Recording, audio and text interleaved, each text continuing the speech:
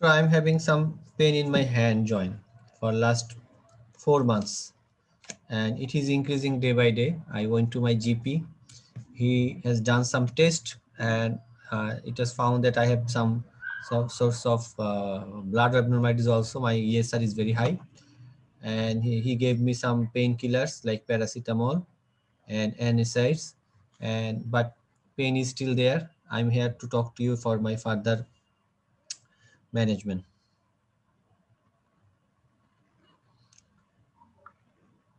Okay. Is it on right hand or both Yes, my left hand, pain, both or both hand? both Joint hand, pain. my both hand. For last 4 months. Is it okay? Yes, How did it start? It started suddenly or gradually? starting gradually.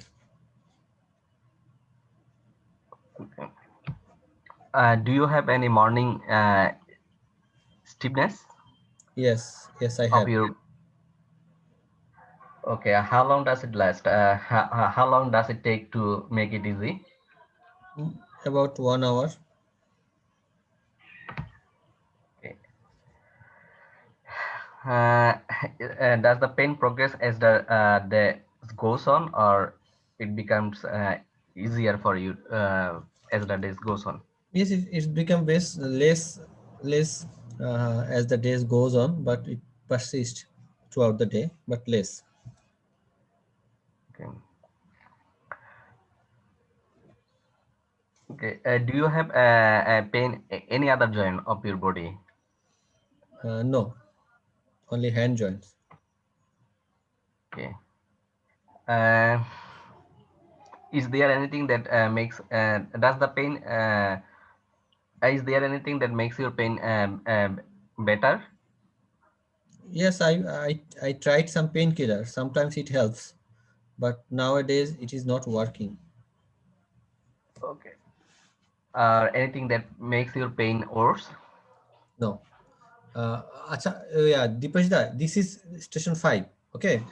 So I'm Okay. going to show you the hand joint, and you have to tell me what, other than hand examination, what else do you want to examine in this patient? And Other than if you have to also describe the deformity of this hand joint, okay, during presentation. okay.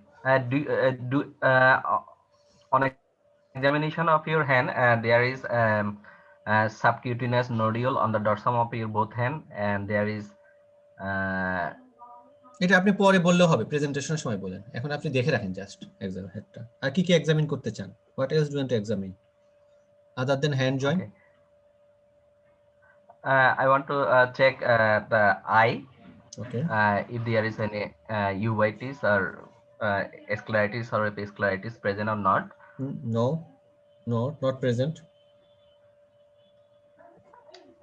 I want to examine lung, auscultate lung, if there is any crepitation for underlying fibrosis.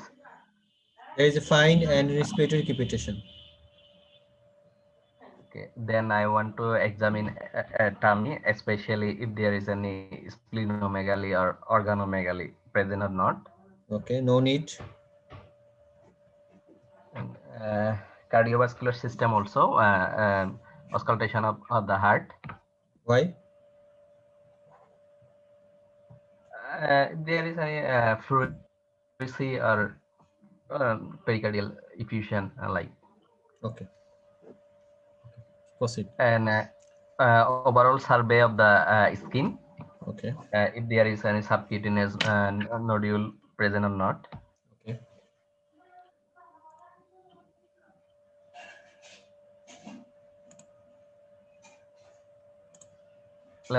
On examination of the hand, there is a swan neck deformity of the finger. There is আপনার আপনার history taking শেষ হয়েছে, বা feedback feedback দেওয়া ওটা লাগবে তো পুরো history? no. Do you have any fever? No, I don't have any fever. Any skin rash? No, Weight loss? no, Uh, any lump and bump anywhere in your body? no. May I, what do you do for living? Actually, I'm a school teacher. Okay. How does it affect your daily activities with this disease? How does Yes, it affect your daily activities and occupation? yes, very difficult. You know that due to my joint pain, I cannot do my day-to-day activity properly, and it's for difficult for me to maintaining my work also. You know that I am a school teacher. I need to write down on the board because of this hand stiffness and pain. It is very difficult for me, doctor. Okay. I am sorry to hear that. I will refer you You have to 2 minutes left. You have 2 minutes left. occupational therapist. He will take care of this and social care also.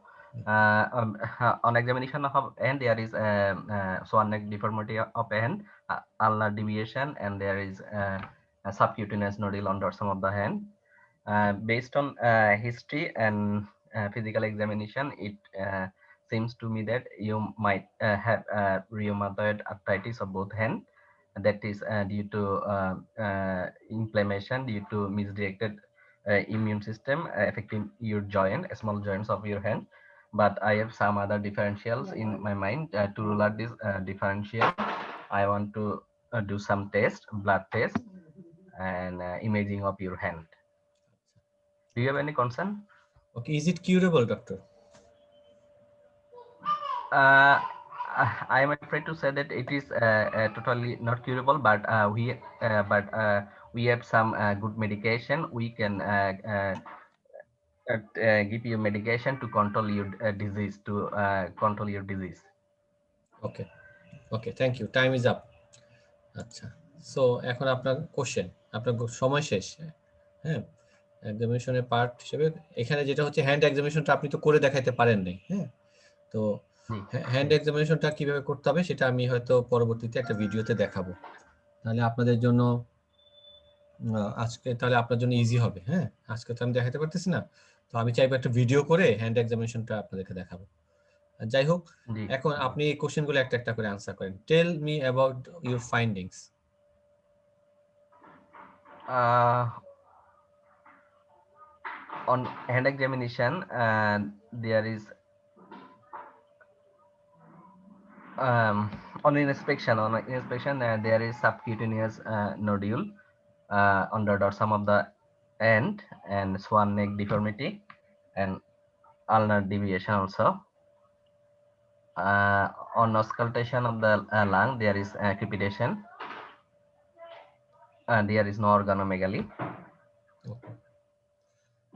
So what is your diagnosis? Any differentials you have? My diagnosis is rheumatoid arthritis and my differential is psoriatic arthropathy and trophaceous gout and Okay. uh, So what investigation will you suggest? a blood test, ESR, CRP, and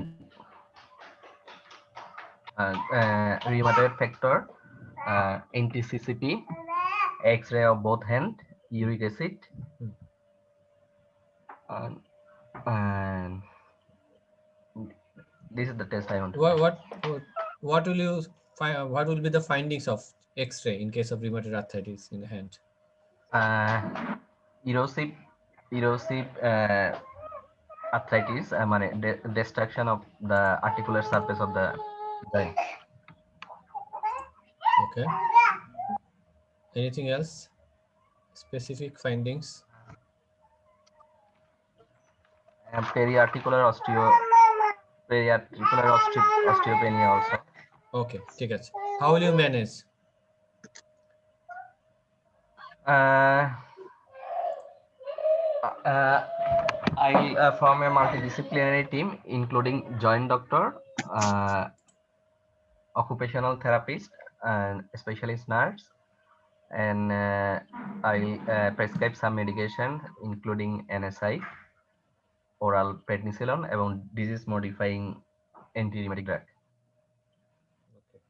Like like methotrexate, sulfasalazine, hydroxychloroquine. আচ্ছা ঠিক আছে, thank you. But আচ্ছা ঠিক আছে, ভাইয়া খারাপ করে নাই, ভালো করছে মোটামুটি। আচ্ছা ঠিক আছে, তাহলে আমি কিভাবে একটা অ্যাপ্রোচ করা উচিত এরকম একটা, এটা হচ্ছে একদম প্রোটোটাইপ সিমেট্রিক্যাল, মানে হ্যান্ড পেন নিয়ে আসি সিমেট্রিক্যাল পলিআর্থ্রাইটিস। এখন সবাই যারা একটু নতুন তারা একটু খেয়াল করবেন, যে কোনো জয়েন্ট পেন আমরা যখন ইভ্যালুয়েশন করব তখন আমাকে কয়েকটা জিনিস এখানে খেয়াল করতে হবে। মানে এখন এটা যদি স্টেশন 5-2 হইতো আমি অনেক কিছু জিজ্ঞেস করতে পারতাম, যে কোনো পেইনের সক্রেটিস ফলো করতে পারতাম, but as it is station 5, সেক্ষেত্রে আমার খুব বেশি টাইম নেই এখানে। তো আমাকে যেটা করতে হবে এখানে খেয়াল করেন, এই কেসটাই প্রথমে আমাকে বুঝতে হবে এটা ডিস্ট্রিবিউশনটা কি। হ্যাঁ, 1 নম্বর ডিস্ট্রিবিউশনটা কি, এটা কি সিমেট্রিক্যাল, এটা একটা। তারপরে পলিআর্থ্রাইটিস, এটা নাকি অলিগোআর্থ্রাইটিস। হ্যাঁ, পলিআর্থ্রাইটিস বলতে মোর দেন 5 জয়েন্ট। হ্যাঁ, আচ্ছা তাহলে এটা কি সিমেট্রিক্যাল কিনা, এটা খুব ইম্পর্টেন্ট, ভাইটাল ইস্যু। কারণ সিমেট্রিক্যাল জয়েন্ট হলে এক ধরনের ডিডি, অ্যাসিমেট্রিক্যাল হলে এক ধরনের ডিডি। আচ্ছা সেকেন্ড অফ ইয়ার হচ্ছে এটা কি হোয়াটার দিট ইজ ইনফ্লেমেটরি ভার্সেস এটা নন ইনফ্লেমেটরি। আচ্ছা তাহলে এটার জন্য আমি জিজ্ঞেস করব, প্রথম প্রথম ইস্যুটার জন্য আমি জিজ্ঞেস করব, can you tell me which joints are affected both. যখন সে বললো যে this joints both hands or one hand, সে বললো যে both hand. Is there any other joint involve, সে বললো no. Do have any back pain, no. তাহলে চলে গেল, ডিস্ট্রিবিউশনটা আমি বুঝে ফেললাম। সেকেন্ড পয়েন্ট হচ্ছে আমার এটা কি ইনফ্লেমেটরি নাকি নন ইনফ্লেমেটরি, সেটা বোঝার জন্য আমি কয়েকটা কোশ্চেন করবো। যেমন ভাইয়া একটা করছে, is there any morning stiffness, এটা একটা important question. How long it persist, usually inflammatory জয়েন্টগুলো মোর দেন বা around 1 hour, at least more than 30 minutes থাকে। আর নন ইনফ্লেমেটরি আর্থ্রাইটিস যেমন অস্টিও আর্থ্রাইটিস, সেটা ইউজুয়ালি খুব বেশিক্ষণ থাকে না, 15 মিনিটস থাকতে পারে মর্নিং স্টিফনেস, এর বেশি না।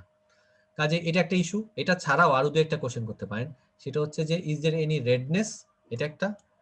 যেমন হচ্ছে আমরা ইনফ্লেমেশনের যে সাইনগুলো, is there any swelling, redness and swelling, এই দুটো আপনাকে কন্ট্রিবিউট করবে বুঝতে যে এটা this is inflammatory type.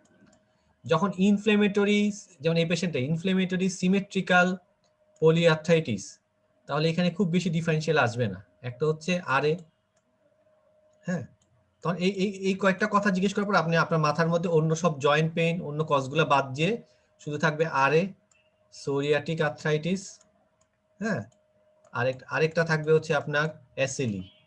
SLE arthritis নিয়েও আসতে পারে, আর্থ্রাইটিস সাথে আর্থালজিয়া আসতে পারে।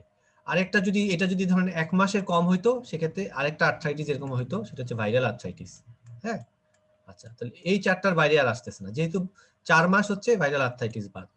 আচ্ছা আচ্ছা, এখন এখন আমাকে এই 3টার মধ্যে আলাদা করতে হবে।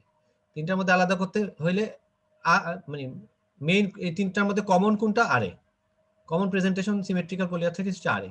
তাহলে এই দুইটা সম্পর্কে আমি ছোট ছোট কোশ্চেন জিজ্ঞেস করে ফেলবো।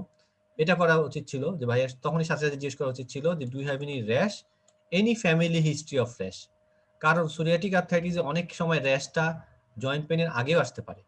যেমন বলে 70% ক্ষেত্রে র্যাশটা আগে আসে, 30% ক্ষেত্রে 20% ক্ষেত্রে র্যাশটা পরে আসে, 10% ক্ষেত্রে কনকমিনেন্টলি আসে, একসাথে আসে। কাজেই ডু হ্যাভ আবার, এবং সোরিয়াটিক আর্থ্রাইটিস গুলো ফ্যামিলি হিস্ট্রি থাকে ইউজুয়ালি। তাহলে family history of rash, do have any type of rash, তাহলে এটা জিজ্ঞেস করলে যদি বলে no no, any nail change, এটা আরেকটা ক্লু। যদি দেখেন যে কোনো পিটিং টিটিং নাই, তাহলে most likely psoriatic, less likely, বাদ দেওয়া যাচ্ছে না বাট লেস লাইকলি। এসিলি যদি হয়, এসিলি তো দেখলেই বোঝা যায় পেশেন্ট। তারপর দুই একটা কোশ্চেন করে এসিলিও বাদ দিতে পারে। ডু হ্যাভ এনি র্যাশ, তো চলেই গেল। Do have any hair loss, oral ulcer, মানে photosensitive hair and also rash, rash তো বল করেই ফেলছেন। Do have any hair loss and oral ulcer, এই দুটা না থাকলে, আর পেশেন্ট যদি ফিমেল না হয়, মেল, এবং ফিমেল হইলেও যদি ওরাল আলসার আর যদি হেয়ার লস না থাকে, সিমেট্রিক্যাল জয়েন্ট ডিফর্মিং জয়েন্ট, তো সেক্ষেত্রে আরে 1 নম্বর আসবে। আচ্ছা, আসার পরে এবার তাহলে আপনি এবার ফার্স্ট কাজ হচ্ছে আপনি ডিস্ট্রিবিউশনে বোঝার পরে আপনি ডিডি থেকে একটাকে বড় বড় সবগুলোকে এক্সক্লুশন মেথডে একটাকে বাছাই করে নিলেন। এখন আপনার সেকেন্ড কাজ হচ্ছে আর এর যে এক্সট্রা আর্টিকুলার, যেটা ভাইয়া চেষ্টা করছে, এক্সট্রা আর্টিকুলার ম্যানিফেস্টেশন গুলো খুঁজে বের করা। এক্সট্রা আর্টিকুলার ম্যানিফেস্টেশন মধ্যে আর এর মধ্যে কমন একটা আইতে যদি হয় স্ক্লেরাইটিস, এপিস্ক্লেরাইটিস। এপিস্ক্লেরাইটিস আর স্ক্লেরাইটিসের মধ্যে পার্থক্য হচ্ছে আপনার একটাতে পেইন থাকে, একটাতে পেইন থাকে না। স্ক্লেরাইটিসে পেইন থাকে, এপিস্ক্লেরাইটিসে ইউজুয়ালি পেইন থাকে না। আচ্ছা, আর হতে পারে হচ্ছে আই গেলো, শগ্রেন হতে পারে অনেক সময়, ড্রাই আউস, ড্রাই মাউথ, তাহলে জিজ্ঞেস করলেন বিশেষ করে সবচেয়ে কমন যেটা ইম্পর্টেন্ট, কমন বলতে হচ্ছে যেটা হিসেবে বেশি ইম্পর্টেন্ট, সেটা হচ্ছে আইএলডি। আইএলডি জিজ্ঞেস করতে হবে, do have any shortness of breadth or dry calf, তাহলে আপনার আইএলডিটা কভার হলো। আইএলডি তো দুইভাবে হতে পারে, আর itself can cause ILD, অথবা আরএতে আমরা ইউজ করি কি এমটিএক্স, মেথোট্রেক্সেট, সেটা আইএলডি করতে পারে। কাজে এটা একটা আমি হিস্ট্রি থেকে নিব, প্লাস হচ্ছে আমি কি করব, লাংটা এক্সামিন করব, লাংয়ে বেসটা দেখব, বেসে bibasal fine and inspiratory crepitation পাবো। এটা গেল। ফেলটিসের জন্য, Felty's is a very rare entity. হ্যাঁ, আপনি পেশেন্টের এক্সামিন করে যখন ফেসে যাবেন, যদি এনিমিয়া না থাকে দেন আপনার অ্যাবডোমেনে হাত দেওয়ার দরকার নাই, বলবেন যে কারণ ফেলটিস অনেক রেয়ার, কাজে ফেলটিসের জন্য অ্যাবডোমেন হাত দেওয়ার দরকার নেই। আপনি লাস্টে যদি বলতে চান যে আমি অ্যাবডোমেন দেখতে চাই টু এক্সক্লুড। আর ভাইয়া যেটা বলছে, চেস্ট এক্সামিনেশন কমনলি করার দরকার নাই। ইউজুয়ালি আর এর পেশেন্টদের অ্যাক্সিলারেটেড কার্ডিওভাস্কুলার ইয়ে থাকে, তার চেস্ট পেন আছে কিনা এটা জিজ্ঞেস করলেই হবে। জাস্ট চেস্ট পেন যদি না থাকে চেস্ট এক্সামিনেশন করার দরকার নেই এখানে আপনাকে, কারণ স্টেশন 5 তো আপনি সময় পাবেন না। আপনাকে এখানে মেইন এক্সামিনেশনটা করতে হবে কি, হ্যান্ড হ্যান্ড এক্সামিনেশনটা খুব সুন্দর করে করার পর, হ্যান্ড এক্সামিনেশনটা কিভাবে করে আমি দেখাবো এটা আপনাকে দেখে নেক্সট ক্লাসে বা পরে একটা ভিডিও করে। এটা একটা। সেকেন্ড আপনাকে দেখতে হবে ফেস, অ্যানিমিয়া দেখতে হবে। তারপর হচ্ছে আপনার বিশেষ করে হ্যান্ডের সাথে সাথে আপনি এলবোটা দেখতে হবে। এলবোটা আমি একটু ভিডিও ওপেন করে দেখাই, যেটা হচ্ছে এই যে এলবো এভাবে এভাবে দেখবেন, এই এই আচ্ছা এখানে কেউ একজন ঢোকার চেষ্টা করছে। আচ্ছা, হ্যান্ডের মধ্যে হ্যান্ড এক্সামিনেশনটা খুব ইম্পর্টেন্ট, যে টাচ, যে কোনো নিউ রিমাটোলজিক্যাল এক্সামিনেশন হচ্ছে লুক ফিল মুভ। এটা আমরা জানি যে লুক ফিল মুভ আমরা আগে ভালো মতো দেখতে হবে, ফিল করতে হবে। অনেক সময় যেটা কনফিউশন হয়, গায়োটি টফাইয়ের সাথে সমস্যাটা হয় রিমাটেড নোডিউলের। নোডিউলগুলো একটু হার্ড থাকে, ফিক্সড থাকে, টফাইগুলো একটু সফট থাকে, চকি হোয়াইট থাকে। হ্যাঁ, এটা একবার দেখলে আপনারা বুঝে ফেলবেন। কাজেই এবং নোডিউল গুলো এখানে থাকে, এইটা ভালো এই জায়গাটা টাচ করে দেখতে হবে, কারণ কি এই জায়গায় দুইটা জিনিস থাকতে পারে, একটা হচ্ছে সোয়াটিক প্যাচ থাকতে পারে, অথবা আপনার রিমাটেড নোডিউল গুলো এখানে লাগা থাকতে পারে, অথবা টফাই গুলো থাকতে পারে। তারপরে আপনি যখন প্রক্সিমাল মায়োপ্যাথি দেখবেন, ফেসটা ভালো মতো খেয়াল করবেন যে কুশিংগয়েড অ্যাপিয়ারেন্স আছে কিনা। প্লাস হচ্ছে আপনি চুলের বর্ডার গুলো দেখবেন, কারণ কি এটার একটা ইম্পর্টেন্ট ডিফারেন্সিয়াস হচ্ছে সোরিয়াসিস। সোরিয়াসিসের র্যাশ গুলো অনেক সময় হেয়ার লাইনে থাকে। আর আরেকটা জিনিস ওরা খেয়াল করে, আপনার মাস্ক কাটার জন্য ওরা বসে থাকে, আপনি যেভাবে নেলটা দেখেন কিনা, যেমন আমার হাতটা দেখাই, এই যে ধরুন আপনি এভাবে নেলটা ধরে চোখটা কাছে নিয়ে দেখেন কিনা যে নেল পিটিং আছে কিনা, এটা ওরা মার্ক করে। না ওরা লিখে দেয় যে নেল পিটিংটা দেখে নাই, হ্যাঁ এভাবে লিখে দেয়। কাজেই এটা ডিডি তো খুব কমই, আর এর ডিডি তো খুব কমই বলতে গেলে, যে আর এর যে ডিস্ট্রিবিউশন মানে কমন ডিস্ট্রিবিউশন, সেই ডিস্ট্রিবিউশনের ডিডি খুব কম। সোরিয়াসিস, এসএলই, ভাইরাল আর্থ্রাইটিস, আর যদি নন ইনফ্লেমেটরি হয় অস্টিওআর্থ্রাইটিস। কাজেই এই এক্সামিনেশন গুলো একদম মাথার মধ্যে থাকতে হবে এবং প্র্যাকটিস করতে হবে, যে যাতে সাথে সাথে আসলেই করে ফেলতে পারে। আর যদি আপনাকে সাথে সাথে জিজ্ঞেস করতে হবে যে অন্য কোথাও জয়েন্ট পেন আছে কিনা, সে যদি বলে নি পেন আছে, সাথে সাথে আপনাকে এটাও জিজ্ঞেস করতে হবে যে আপনার নি পেনটা কি আপনার হ্যান্ড পেনের মতোই। কারণ অনেক সময় ওরা চালাকি করে যেটা বলে অস্টিওআর্থ্রাইটিসের সাথে ওরা আবার মানে রিউমাটয়েড আর্থ্রাইটিসের সাথে ওরা আবার নি অস্টিওআর্থ্রাইটিস দিয়ে দেয়। অনেক ক্যান্ডিডেট যেটা মনে করে যে ওইটাও অস্টিওআর্থ্রাইটিসের কম্পোনেন্ট মনে করে, আর কিছু বলে না। বাট ওইটা যে নন ইনফ্লেমেটরি টাইপ সেটা আপনাকে বের করতে হবে হিস্ট্রি নিয়ে, বলতে হবে যে এটা কি একই ধরনের, এটাও কি মর্নিং স্টিফনেস আছে, তখন সে বলবে না এটা এরকম স্টিফনেস নাই, ওইটা কাজ করলে বাড়ে। তখন আপনাকে বলতে হবে তার হ্যান্ডে যে পেইনটা সেটা হচ্ছে আপনার রিউমাটয়েড আর্থ্রাইটিস, আর যেটা নি পেইন সেটা আলাদাভাবে এক্সামিন করে ক্রিপিটাসটা বের করে ওইটা আসলে অস্টিওআর্থ্রাইটিস। তো দুইটা এন্টিটি থাকতে দিয়ে দিতে পারে ওরা বেশি অনেক সময়, কারণ বয়স্ক মানুষের আরেও থাকতে পারে, সাথে কনকমিটেড নি জয়েন্টে অস্টিওআর্থ্রাইটিস থাকতে পারে। আপনি ওইটাকে আলাদাভাবে কনসিডার করেন কিনা সেটা ওরা খেয়াল করে। আর জয়েন্টের বর্ণনাগুলো একটু ভালো মতো মুখস্থ করবেন, ভাইয়া খারাপ বলে নাই, এক এক জয়েন্টের এক এক রকম, এক এক পেশেন্টের তো এক এক রকম প্রেজেন্টেশন থাকবে। তো কমন প্রেজেন্টেশনগুলো মুখস্থ করে ফেলবেন, যেমন গতদিন আমরা যে ক্লাসটা নিলাম নিউরোর মতো, যে কমন পজিটিভ প্রেজেন্টেশনগুলো মুখস্থ করে ফেললে আপনি দেন পরীক্ষার সময় যেটা পাবেন সেটা বলে আর বাকিগুলো বাদ দিয়ে দিলেন। তো এটা হচ্ছে ওয়ে, এবং প্রেজেন্টেশন গুলো মুখস্থ করার কোনো বিকল্প নাই, তাহলে আপনি প্রেজেন্টেশনটা ভালো হবে আপনার। এই জন্য সবসময় মুখস্থ করার চেষ্টা করবেন। ইনভেস্টিগেশনের মধ্যে ঠিকই আছে যে আপনি সিবিসি, এসআর, সিবিসি তে কি চেঞ্জ পাইতে পারেন এটা জিজ্ঞেস করতে পারে, যে থ্রম্বোসাইটোসিস পাওয়া যেতে পারে, হিমোগ্লোবিন কম পাওয়া যেতে পারে, ডিফারেন্ট কারণে হতে পারে। কমন কারণ হচ্ছে এনিমিয়া অফ ক্রনিক ডিজিজ হতে পারে, অথবা ড্রাগ ইনডিউসড হতে পারে, অ্যানাসাইড ইনডিউসড আয়রন ডিফিসিয়েন্সি এনিমিয়া হতে পারে। আর এ তো অনেক কারণে এনিমিয়া হতে পারে, থ্রম্বোসাইটোসিস থাকতে পারে, নিউট্রোপেনিয়া থাকতে পারে যদি ফেলটিস থাকে। আর ইএসআর সিআরপি বেশি থাকে, মেইনলি হচ্ছে এনটিসিসিপি এবং আরএ দুটোটাই সেন্সিটিভিটি কাছাকাছি 70% মতো, বাট স্পেসিফিসিটি এনটিসিসিপির বেশি। অনেকে এনটিসিসিপিটা বলে না, এনটিসিসিপিটা বলতে হবে। এনটিসিসিপি স্পেসিফিসিটি প্রায় অ্যাবাউট 95%। আর X ray of the affected joint, সেখানে আমি পেরিআর্টিকুলার অস্টিওপেনিয়া, এটা একটা ইম্পর্টেন্ট স্পেসিফিক সাইন। আর একটা হচ্ছে আপনার জয়েন্ট স্পেস ন্যারোয়িং, এই জিনিসগুলো একটু বলতে হবে। এটা হচ্ছে আরেকটা জিনিস মনে রাখবেন, রিমাটোলজিক্যাল কেস মানে হচ্ছে ভাইয়া যেটা করছে ভালোই বলছে যে কোয়ালিটি অফ লাইফ ইস্যু। আপনি আরেকটু ডিপে যাইতে পারতেন যে তার বাসায় তাহলে কাজগুলো কে করে, তার ওয়াইফ থাকে কিনা তার সাথে, তার কি সোশ্যাল হেল্প লাগবে, এই জিনিসগুলো কিন্তু ওরা খুব দেখে। রিমাটোলজির এক্সামিনেশনের মধ্যে হচ্ছে এই জিনিসটা মাথায় রাখবেন, look, feel, move and function. তাহলে ফাংশনটা ভাইয়া কিভাবে দেখবো? ফাংশন দেখবো হচ্ছে পেশেন্টকে বলবো প্রেয়ার, রিভার্স প্রেয়ার, এন্ড বলবে আপনি আমার স্টেটোটা ধরেন তো, অথবা কলমটা নেন তো, সে কলমটা নিতে পারে কিনা, অথবা আপনি বটন করতে পারেন কিনা। তো এই জিনিসগুলো ওকে বলা, এটা হচ্ছে রিমাটোলজিক্যাল এক্সামিনেশনের part. Look, feel, move and always function. তাহলে হিস্ট্রির মধ্যে অবশ্যই distribution, inflammation versus non inflammation, extra articular manifestation plus quality of life, হ্যাঁ, ফাংশনাল ইস্যু। কাজে ফাংশনাল ইস্যু অবশ্যই রিমাটোলজিক্যাল কেসে আনতে হবে, এক্সট্রা আর্টিকুলার ফিচারগুলো খুঁজতে হবে, কারণ কমনলি এক্সট্রা আর্টিকুলার ফিচারগুলো দেয়। ইনভেস্টিগেশন ম্যানেজমেন্ট তো মোটামুটি সবাই পারেন। ম্যানেজমেন্টের ক্ষেত্রে আর এর ক্ষেত্রে আপনাকে তো আর স্পেশালিস্ট হইতে হবে না, আপনি জাস্ট যেটা বলবেন যে আমরা কি কি অপশন আমাদের আছে। অপশনের মধ্যে একটা হচ্ছে আমার জেনারেল অ্যাপ্রোচ তো বললেন, পেশেন্ট এডুকেশন, কাউন্সিলিং, হ্যাঁ, সাইকোলজিক্যাল সাপোর্ট, এগুলো খুব ইম্পর্টেন্ট ক্রনিক ডিজিজের ক্ষেত্রে। দেন আপনাকে হচ্ছে ফিজিওথেরাপি, অকুপেশনাল থেরাপি, এগুলো থাকবে। দেন এখানে ইম্পর্টেন্ট হচ্ছে যদি স্মোকার হয় অবশ্যই স্মোকিং সিজেশন, কারণ স্মোকিংটা আর একে অ্যাগ্রাভেট করতে পারে, সিভিয়ারিটিতে বাড়াতে পারে। ইট ইটসেলফ ইজ আর এ রিস্ক ফ্যাক্টর, কাজেই স্মোকিং সিজেশনটা এখানে ইম্পর্টেন্ট ইস্যু। দেন ভ্যাকসিনেশন, যেহেতু আমরা ডিজিজ মডিফাইং ড্রাগগুলো দিব, ভ্যাকসিনেশনের কথাটা এখানে আনবেন, এটা জেনারেল গেল। স্পেসিফিক মেজার্সের মধ্যে ফার্মাকোলজিক্যাল মেজার্স, একটা হচ্ছে সার্জিক্যাল মেজার্স। ফার্মাকোলজিক্যাল মেজার্সের মধ্যে একটা হচ্ছে একিউট পেইন ম্যানেজমেন্টের জন্য আমরা এনসাইডস দিব, সাথে স্টেরয়েড দিব, এবং একই সাথে আমরা মেথোট্রেক্সের শুরু করব। অ্যাজ আর্লি অ্যাজ পসিবল আমাকে ডিজিজ মডিফাইং শুরু করতে হবে to to save the patient's deformity, to prevent the patient's deformity of hand. তাহলে স্টেরয়েড, অ্যানেসাইড আর হচ্ছে এমটিএক্স, যে কোনো একটা। আর ফার্দার অপশন কি আছে? বায়োলজিক্স আছে আমার কিছু, বায়োলজিক্স যদি একটা নাম বলতে পারলেই হবে। আচ্ছা, আরেকটা হতে পারে হচ্ছে ফাইনাল হচ্ছে সার্জারি, যদি ডিফর্মিটি থাকে আমরা সার্জারি করব। আর এর পেশেন্টদের আবার কার্পাল টানেল থাকে, একটু এই জন্য টিংলিং নামনেস আছে কিনা একটু জিজ্ঞেস করে নিতে হবে।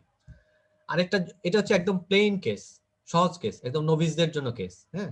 আবার যদি একটু কমপ্লিকেটেড করতে চায়, এরকম দিতে পারে যে একটা এরকম ডিফর্মিং আর এর পেশেন্ট আসলো, তার হঠাৎ করে কাশি শুরু হলো, কফ, ড্রাই কফ অথবা প্রোডাক্টিভ কফ শুরু হলো, তখন আপনাকে হিস্ট্রি নিতে নিতে আপনি কি জানলেন যে সে বায়োলজিক্স পাচ্ছে, হ্যাঁ, তখন আপনার ডায়াগনোসিস কি হবে? মোস্ট লাইকলি এটা টিউবারকুলোসিস হতে পারে, হ্যাঁ। এই জিনিসগুলো মাথায় রাখতে হবে। কাজেই কয়েকভাবে মনে রাখবেন।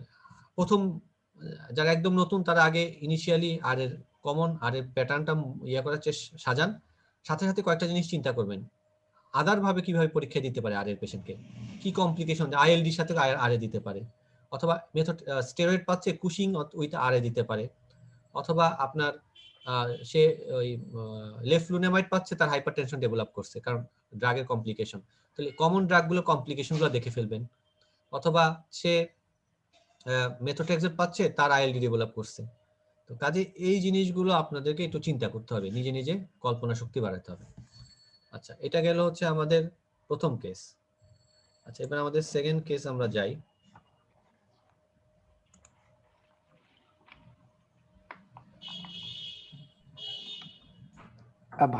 ভাইয়া একটা কোয়েশ্চেন ছিল। হ্যাঁ, শিওর। এটা ভাইয়া ওই যে যে আরএ পেশেন্ট যদি আইএলডি ডেভেলপ করে, মানে পালমোনারি ফাইব্রোসিস, তাহলে whether it is due to rheumatoid, মানে at this point due to rheumatoid arthritis or due to drugs, এটা মানে ওই সময় অ্যাসেস করার কোনো উপায় আছে কি? মানে ড্রাগ ডিসকন্টিনিউশন তো পরের কথা, ওইটা হয়তো পরে বোঝা যাবে কি তখন।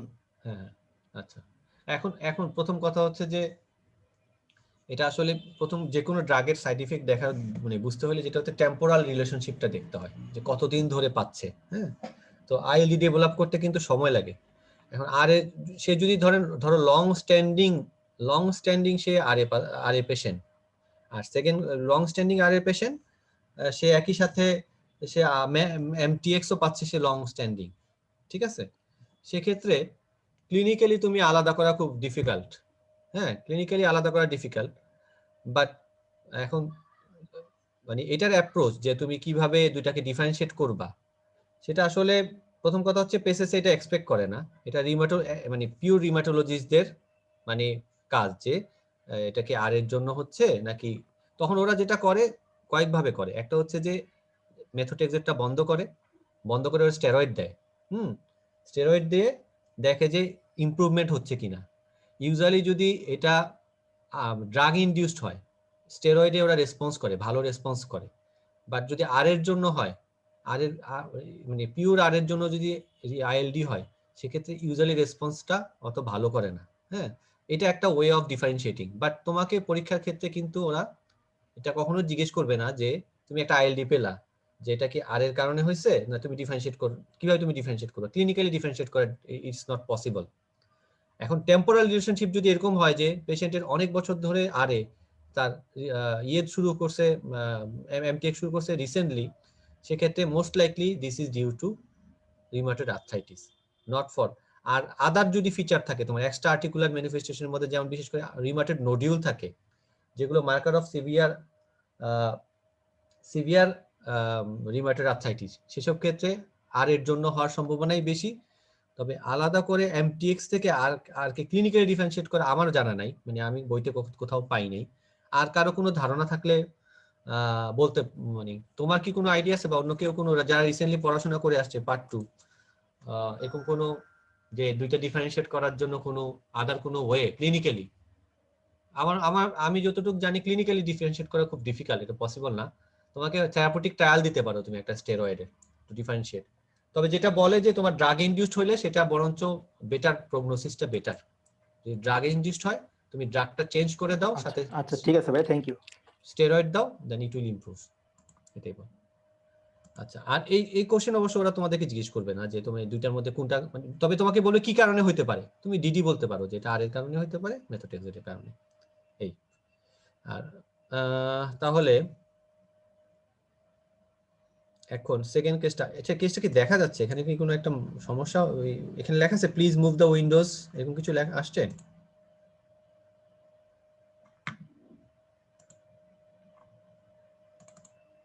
আচ্ছা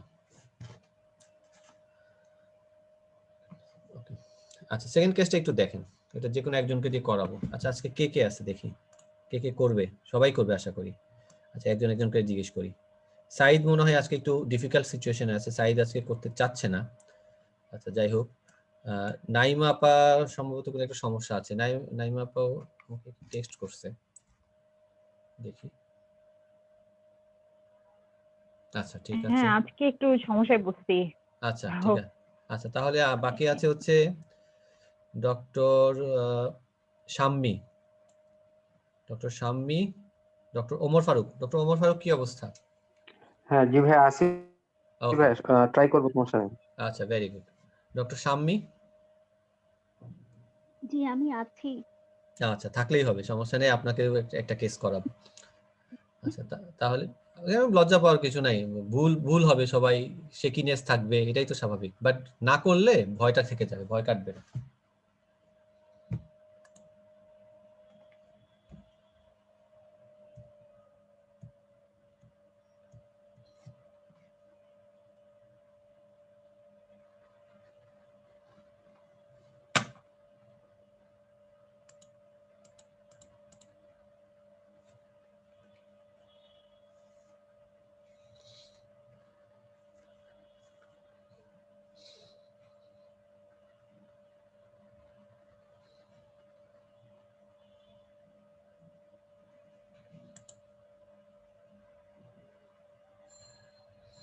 আচ্ছা আচ্ছা, এটা তাহলে একজনকে দিয়ে শুরু করি। এটা করো হচ্ছে ডক্টর ওমর ফারুক, ঠিক আছে? ওকে আচ্ছা আমি তোমাকে একটু ফরম্যাটটা তোমাকে একটু, যেহেতু তোমরা নতুন, ফরম্যাটটা হচ্ছে আমরা এটা স্টেশন 5 এর মতো করে করব। হ্যাঁ, যেটা হচ্ছে যে এখানে আমি একটা ছবিও আছে, হ্যাঁ ছবি দুইটা ছবি আছে, ছবিটা তুমি দেখবা। তোমার এখানে 8 মিনিট সময় থাকবে, তুমি 8 মিনিটের মধ্যে হিস্ট্রি নিবা, যেতটুকু হিস্ট্রি নেওয়া দরকার তুমি সেতটুকু হিস্ট্রি নিবা।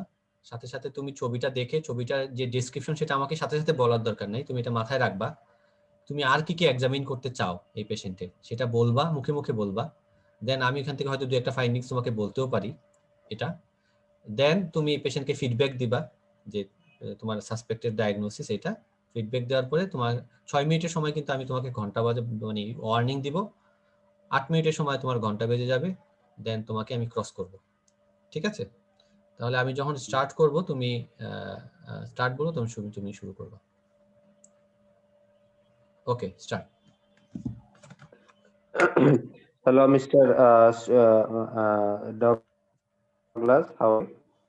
Yes, I am fine, doctor. Hello. Hello. Okay, can you tell me your age? It is Hello. 35 years old. Okay, I am Dr. Omar Farooq. I am one of the doctors here. I am going to talk to you about your health, and I am also going to examine you. Is it okay with you? Yes, doctor. It's okay. Okay. Tell me what brought you here today in this consultation room? Doctor, for the last 4 months, especially I am having some hand joint pain, and my hand joint become very painful, especially in the early morning, and they become swollen and red and become stiff. And I took some medication for that, painkillers. I think these are not working, and I went to my GP. He has done some tests, and he referred me to you for further evaluation and management. Okay. Can you tell me which joints are affected? Usually you can see, doctor, that my joint of my both hands are, you can see that joints of my Okay. both hands are very much Okay. swollen and painful, red, and I feel very pain. Okay. Okay. Okay. Can you do you have okay? When is it become worse? At the early morning. Whenever your symptom become in the early morning. Okay. How long does it stay? This pain in the early morning. This pain actually persists throughout the day, but more in the early morning. I have some sort of stiffness in the morning, and Okay. it How persists. long does your stiffness persist? It persists about 1 minute, 1 hour. Sorry, 1 hour. Okay. Okay. Does it affect you to do your day-to-day work? Yes, doctor, you're right. Okay. What is your profession? Actually, I am working in a private company as an accountant. Okay. Okay. Does it affect your office work also? Yes, of course. You know that this swollen hand, I cannot actually write, or I cannot do my desk work, and it's very difficult for me, doctor. Okay. Do you have any skin problem anywhere else in the body? Yes, I have some sorts of rash on my, you can see in my elbow. There's some sorts of rash. It's been there for a long time. Okay. I'm not very much bothered about it. Sometimes it's itchy. How long? Can you tell me? About couple of years. How long? Couple of years. Okay. Okay. Okay. Anyone else in your family affected by this type of rash or joint pain? Yes, my father had also psoriasis. Okay. And do you have pain in any other joints in any other parts of the body, like in your hip, in your knee, or any other part of the body? No. Okay.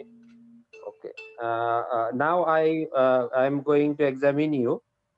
First of all, I would like to examine your hand, and Okay. then I will also examine the other joints also. Okay. And okay, and And let me ask you just one more thing, that do you have any stomach upset or anything with any problem with your bowel? No. No. Okay, okay. Now, okay. As per the examination of your hand and the appearance of your nail and the skin condition, it appears that you have a condition known as psoriatic arthritis. And since your father also had this sorts of problem, so I think you have also this problem.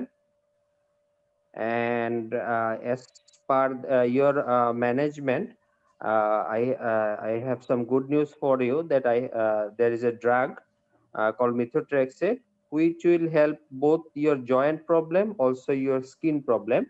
And beside this drug treatment, there are other person also who will help you, and we will work as a team to help you. Like the occupational therapist will help you with your hand problem. Do you live alone or with your family? I live with my wife and 2 daughters. Okay. Does she help with your home works and homely chores? Yes, yes. Okay. Okay, then I think you will be okay there, and occupational therapist will help you professional to do your professional work. And also I will arrange you some physiotherapist to uh, teach you some exercise so that you can overcome your stiffness. And also, I have to tell you that the drug methotrexate has some side effects, so you have to undergo regular monitoring of your you have to do some blood test to monitor your liver condition and also your blood counts. Is it okay with you? Thank you. আচ্ছা, ঠিক আছে। তোমার time ছিল, যাই হোক examination করতে তো একটু টাইম লাগে। তুমি অ্যাজ এ বিগিনার হ্যাঁ, সেটাই আর কি।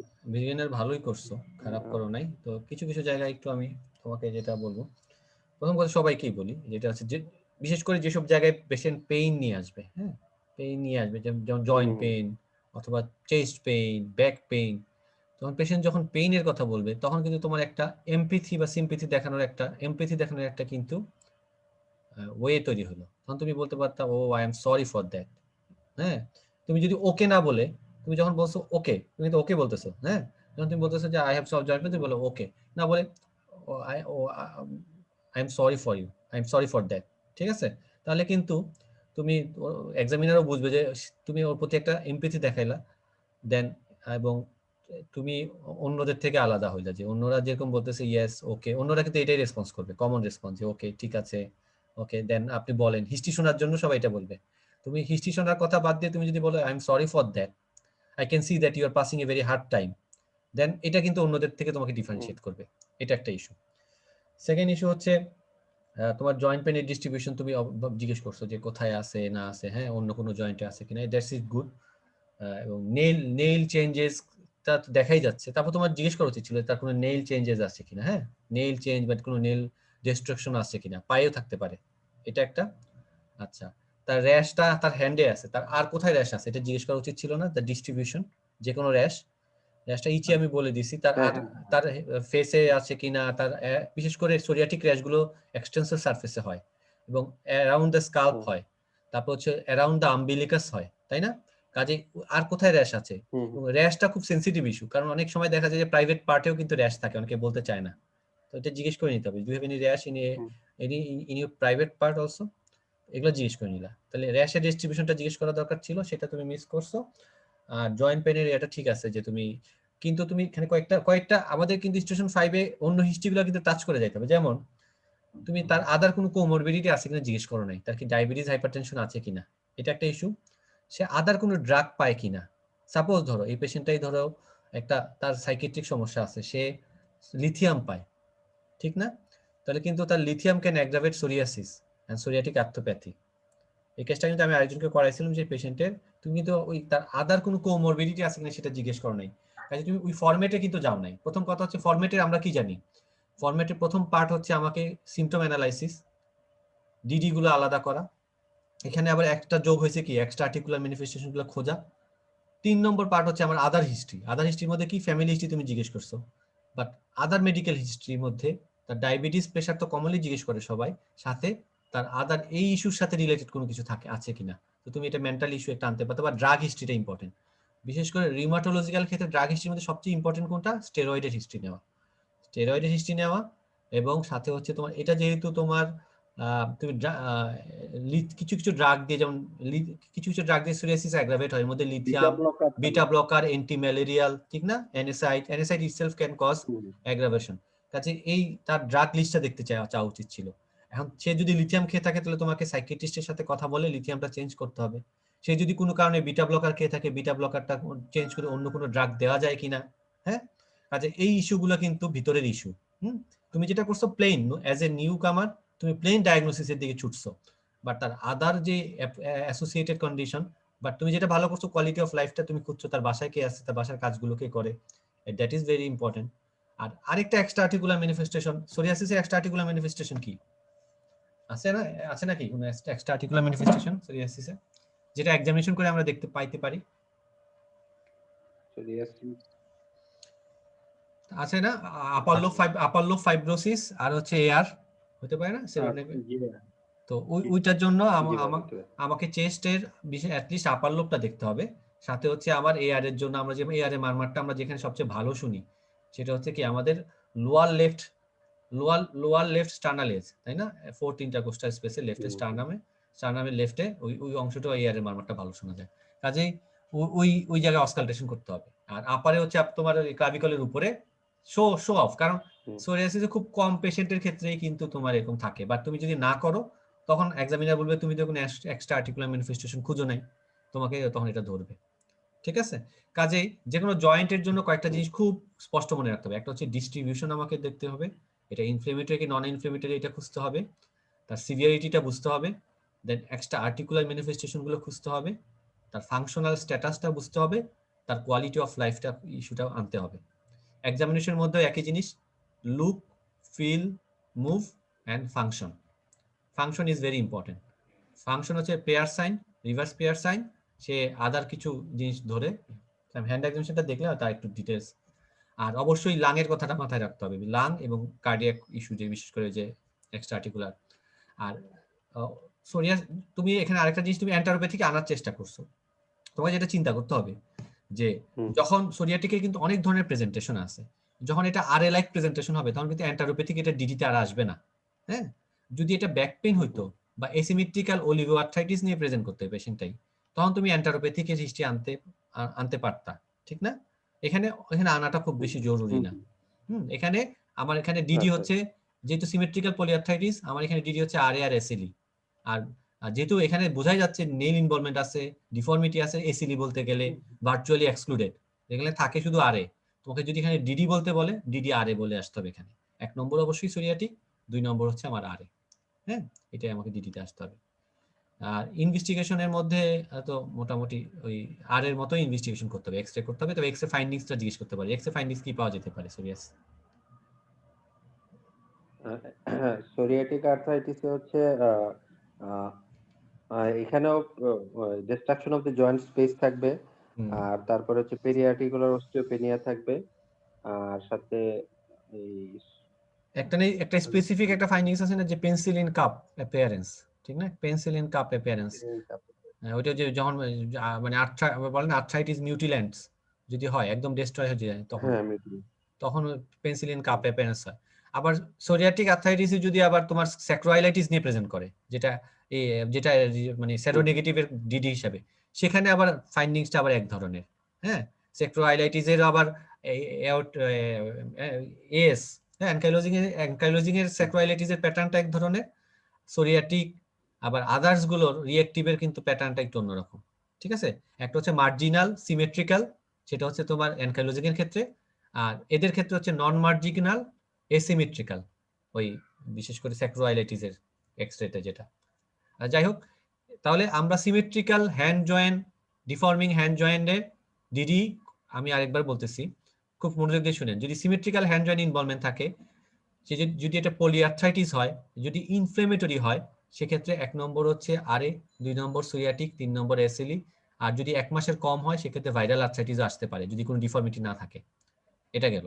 আর নন ইনফ্লেমেটরি হইলে একটাই মেইনলি, সেটা হচ্ছে অস্টিওআর্থ্রাইটিস, বিশেষ করে নোডাল অস্টিওআর্থ্রাইটিস, যেটা যেখানে হ্যাভার্ডেন্স নোডিউস থাকবে, হ্যাঁ, তো ওগুলো। আচ্ছা, আর যদি ডিফর্মিটি থাকে, ডিফর্মিং হ্যান্ড জয়েন্ট থাকে, সেক্ষেত্রে আরো একটা ডিডি অ্যাড হবে এগুলোর সাথেও। সেটা ক্ষেত্রে হচ্ছে যে পলিআর্টিকুলার গাউট। হ্যাঁ, পলিআর্টিকুলার গাউট অনেক সময় ডিফর্মিং হ্যান্ড নিয়ে আসে, সাথে বিভিন্ন ধরনের গাউটি টফাই থাকে। তো কাজেই আর পরীক্ষার সময় আরেকটা জিনিস নিয়ে আপনার একটু কনফিউজ করতে পারে, কারণ আমি যেরকম ক্লিয়ার কাট হিস্ট্রি দিলাম ইনফ্লেমেশনের, অনেক সময় ওই সারোগেটরা দেয় না। এগুলো তো ওরকম দেখা যায় ওরা তো এডুকেটেড না, মানে বলতে গেলে দেখা যায় নার্স, হ্যাঁ, ওয়ার্ড বয় এদেরকে অনেক সময় বসায় দেওয়ার কারণে যেটা হয়, অথবা এমনি রোগীকে বসায় দেয়, সাথে হচ্ছে একজন নার্সকে দেখা যায় যে সারোগেট হিসেবে রাখে। ওরা অনেক সময় হিস্ট্রিটা ঠিক মতো দিতে পারে না, কনফিউজ করে ফেলে।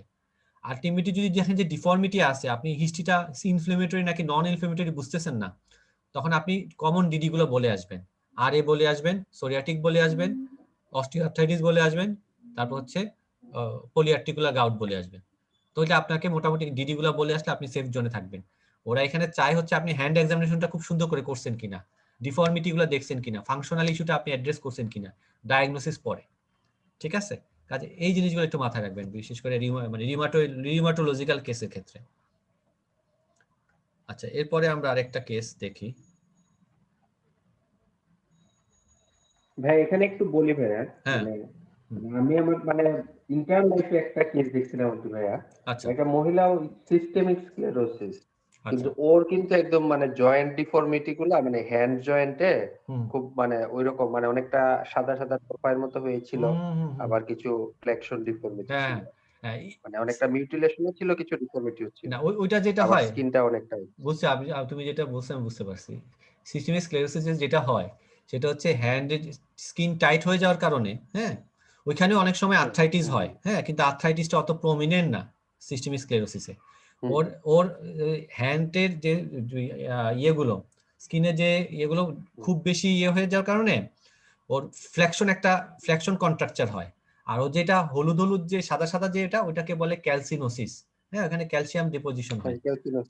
ওই জিনিসটা তুমি বিএসএমইউ তে যদি যাও, রিমাটোলজি ওয়ার্ডে ভর্তি, হ্যাঁ, তো তোমার দুই একটা দেখলে তোমার আর কনফিউশন হবে না। হ্যাঁ, আর সিস্টেমিক স্ক্লেরোসিসকে আলাদা করায় বিশেষ করে এই সব জয়েন্ট থেকে খুব বেশি ডিফিকাল্ট হয় না। ওটা দেখলে সিস্টেমিক ফেস দেখলে তুমি স্কিন দেখে বোঝা যায়। হ্যাঁ, স্কিন আর ফেস দেখলে তুমি বুঝে ফেলবা যে এটা সিস্টেমিক স্ক্লেরোসিস। কাজেই ওইটা নিয়ে তোমার কনফিউশন হবে না, তুমি এটা নিশ্চিত থাকো। তোমার হচ্ছে আর এর সাথে বেশি যেটা ঝামেলা হয়, সোরিয়াসিস নাকি আরে নাকি এটা নোডাল অস্টিওআর্থ্রাইটিস, এটা নিয়ে একটু কনফিউশন হয়। আর অনেক সময় এর মধ্যে আরো কনফিউশন যোগ করে হচ্ছে তোমার ওই পলিআর্টিকুলার গাউট গুলা, হ্যাঁ, সেগুলোও অনেকটা মানে কনফিউশন ক্রিয়েট করে।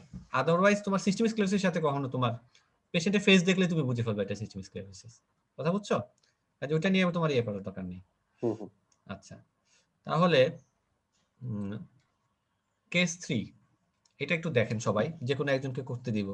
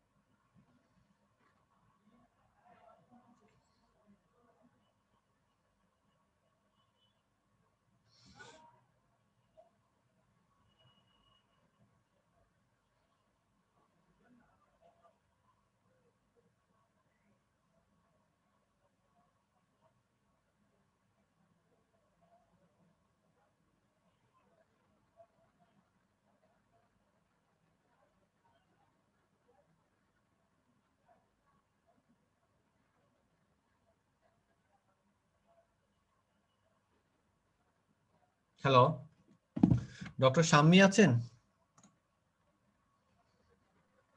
জি আছি।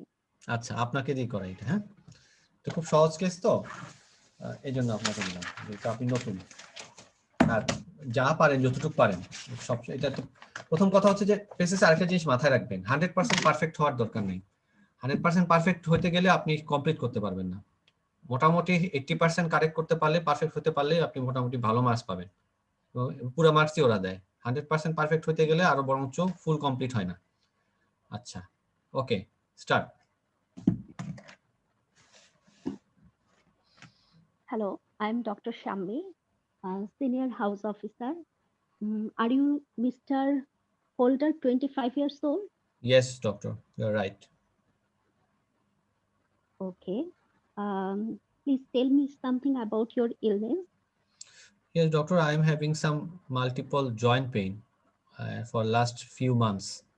Initially, it started at my knee, in my right knee, then in my left elbow, and nowadays I'm having difficulty in moving my right shoulder also. So right knee, right shoulder, and left elbow, these joints are bothering me a lot.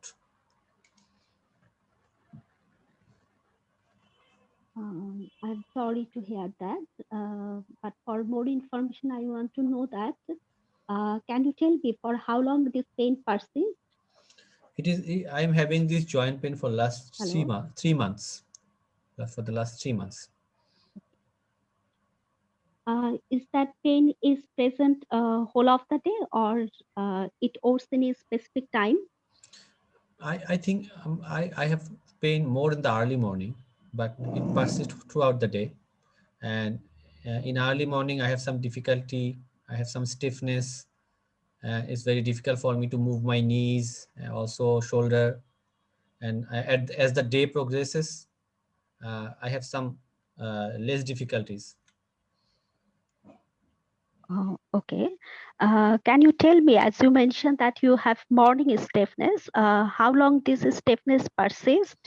It's about 1 to 2 hours. 1 to 2 hours. And is there anything which feels you better and your pain decreased? Yes, sometimes taking some painkillers, I feel better, but nowadays it is not working, I think.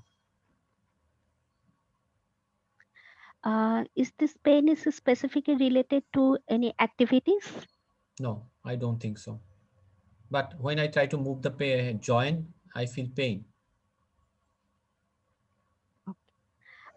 As you mentioned that the affected joint, other than this, is there any pain of any other joints of your hands, or is there any type of deformity of any joint?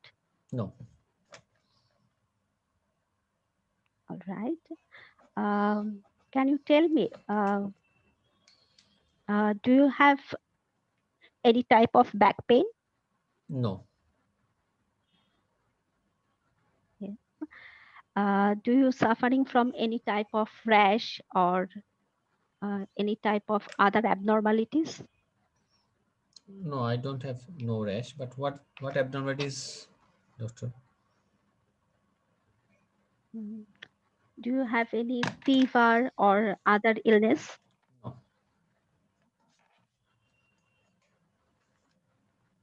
Hello? No, I don't have any fever, doctor. Okay. Have you any known comorbidities or any type of disease do you have?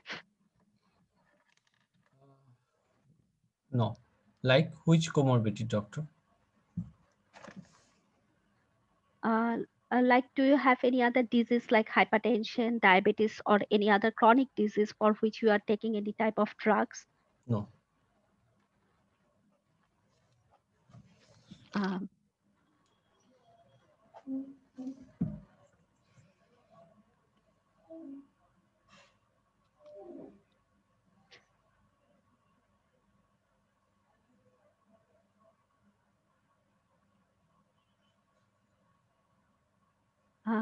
is there any picture in this scenario? No. Can I There, interfere? no, there is no picture. But you can tell me what do you want to examine in this patient? You can tell. Okay. I want to examine in this case, first of all, the affected joints, and to exclude of other DDs, I want to also examine the skin of these patients, including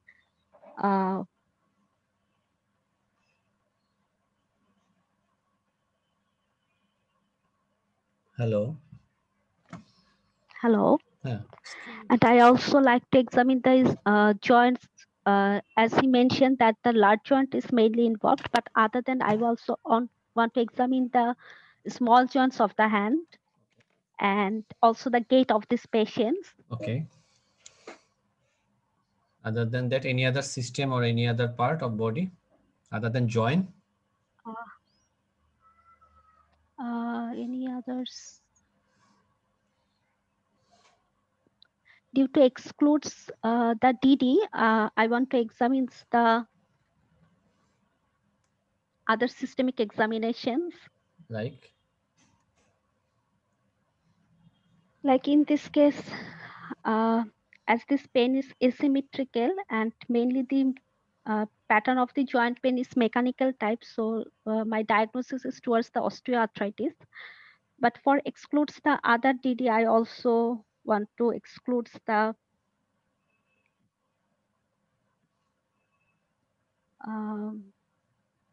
You have 2 minutes left.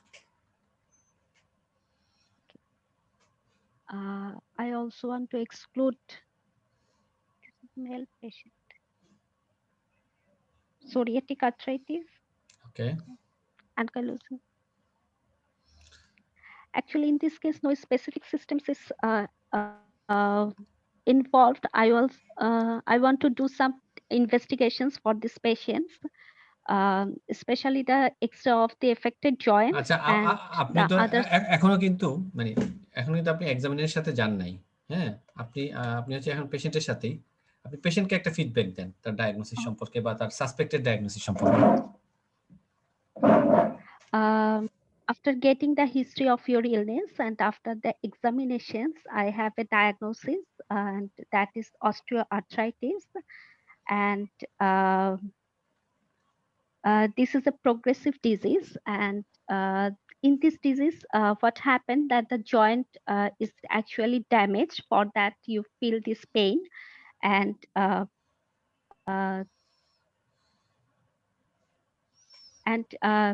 there are some interventions so that you can maintain your daily activities, which includes mainly physiotherapy and some occupational aids that can help you maintain your daily activities. Okay. And in case of severe pain, we can go for some drugs, like sometimes we can use intra-articular steroids to minimize the pain, so that you can feel better. And in case of progressive disease, there are surgical interventions. Okay. That's all. Okay, thank you. আচ্ছা, লাস্টের দিন যেটা বলবেন যে do have any other concern, হ্যাঁ, এই কোশ্চেনটা করবেন অবশ্যই আপনি এক্সপ্লেন করার পরে, কারণ হচ্ছে কি পেশেন্টের দু একটা কনসার্ন থাকতে পারে, কনসার্নের জন্য আলাদা মার্কস থাকে। হ্যাঁ, আচ্ছা, এখন আপনি যেহেতু নতুন, আপনি সাহস করে প্র্যাকটিস করছেন আজকে, সেজন্য আপনাকে আমি অবশ্যই অসংখ্য ধন্যবাদ দিব। এবং আপনি পেশেন্টের সাথে যেভাবে কথা বলছেন, কামলি কথা বলার চেষ্টা করছেন, যদিও আপনি একটু নার্ভাস ছিলেন মনে হচ্ছে, কিন্তু নতুন হিসাবে স্বাভাবিক। আপনি চেষ্টা করছেন যে কামলি কথা বলার জন্য। এখন আপনাকে আমি তাহলে জিনিসটা ভেঙে ভেঙে বোঝানোর চেষ্টা করি যে কোন জায়গায় আপনার ঝামেলা হয়েছে। হ্যাঁ, তাহলে আপনি জিনিসটা ক্লিয়ার বুঝবেন। প্রথম কথা হচ্ছে আমি একটা একটা করে আসি। প্রথম কথা হচ্ছে আমাকে হিস্ট্রি, হ্যাঁ, এই হিস্ট্রিটাকে আমরা বলি ফোকাসড হিস্ট্রি। এখানে আমরা খুব বেশি কথা বলতে পারবো না। স্টেশন 2 এর মতো স্টেশন 2টা আমরা হিস্ট্রি নেই, কথা কম, এখানে কাজ বেশি। হ্যাঁ, ফোকাস হিস্ট্রির মধ্যে এখানে আমরা কি কি পেলাম? আমার এই কেসের মধ্যে এটা 25 বছরের ছেলে, এটা তো আগে থেকেই ছিল, জয়েন্ট পেন। প্রথমে তার নি জয়েন্ট। তাহলে প্রথম হিস্ট্রির মধ্যে জয়েন্ট পেনের মধ্যে আগে আমাকে জানতে হবে ডিস্ট্রিবিউশন হচ্ছে তার একটা হচ্ছে রাইট নি, সাপোজ লেফট এলবো, আবার হচ্ছে রাইট শোল্ডার, এটা ধরলাম। হ্যাঁ, তাহলে ডিস্ট্রিবিউশনটা কি সিমেট্রিক্যাল নাকি এসিমেট্রিক্যাল সেটা আগে বলেন। সিমেট্রি বলতে কি বোঝায়? যদি ধরেন দোনোটা নি তার ইনভলভ থাকে, দোনোটা হ্যান্ড যদি ইনভলভ থাকে, সেক্ষেত্রে এটাকে বলে হচ্ছে সিমেট্রিক্যাল। হ্যাঁ, কাজেই এই পেশেন্টটা কি সিমেট্রিক্যাল নাকি এসিমেট্রিক্যাল?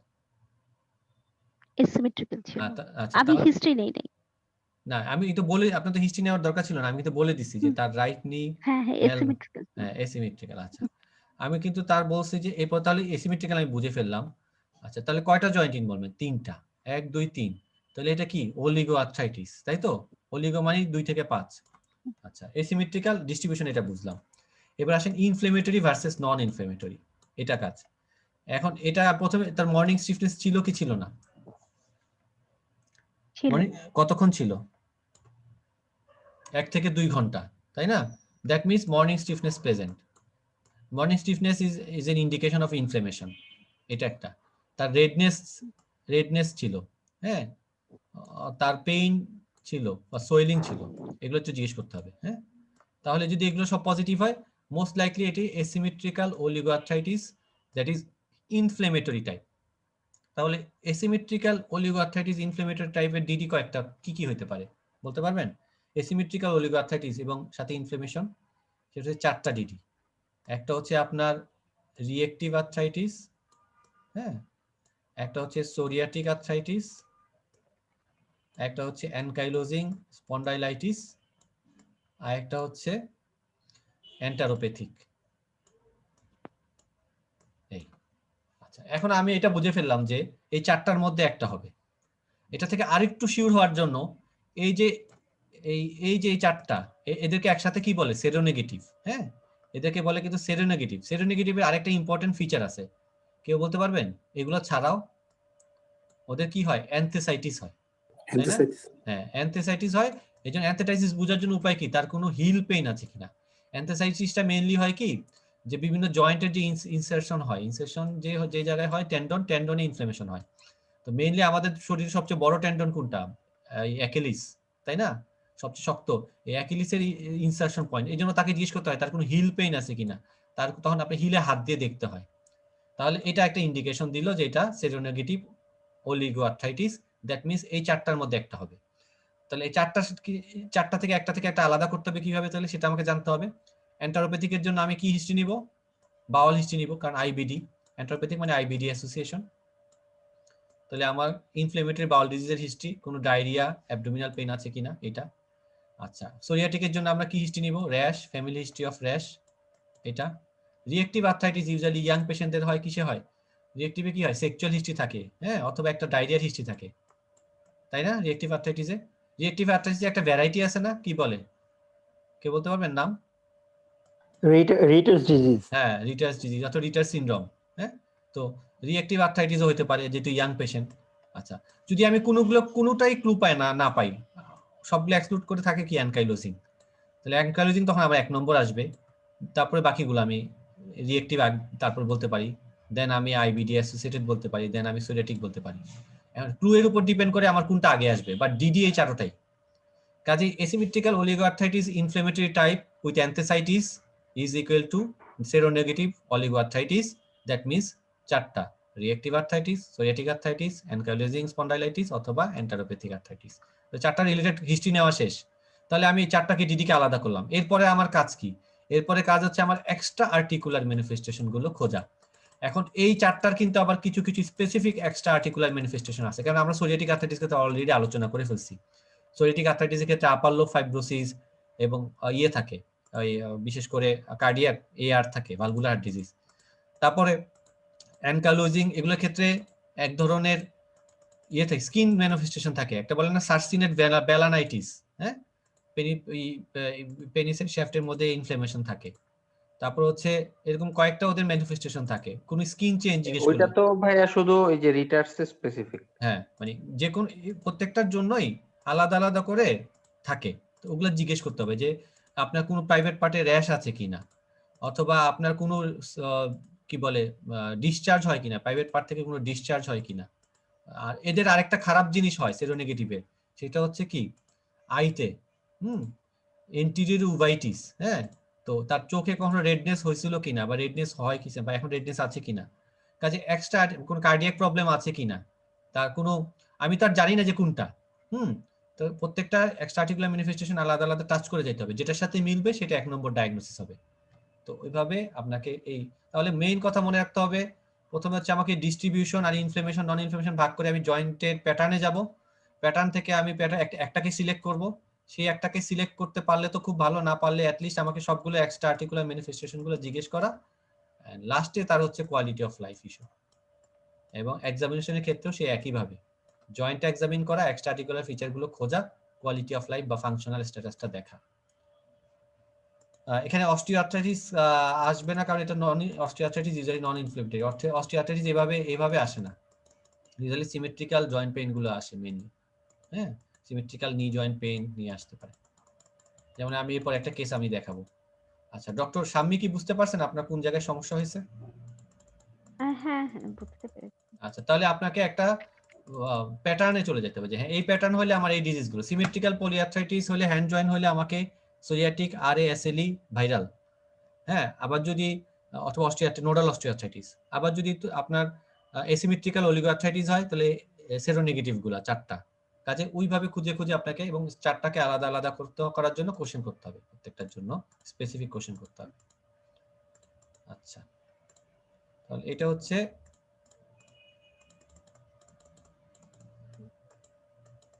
গেল হচ্ছে আমাদের আচ্ছা, এখন আরেকটা কেস আমরা দেখি, যেমন এইটার কথাই বলি।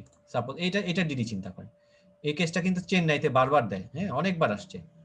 A 55-year-old man presented with bilateral knee pain for last 6 months.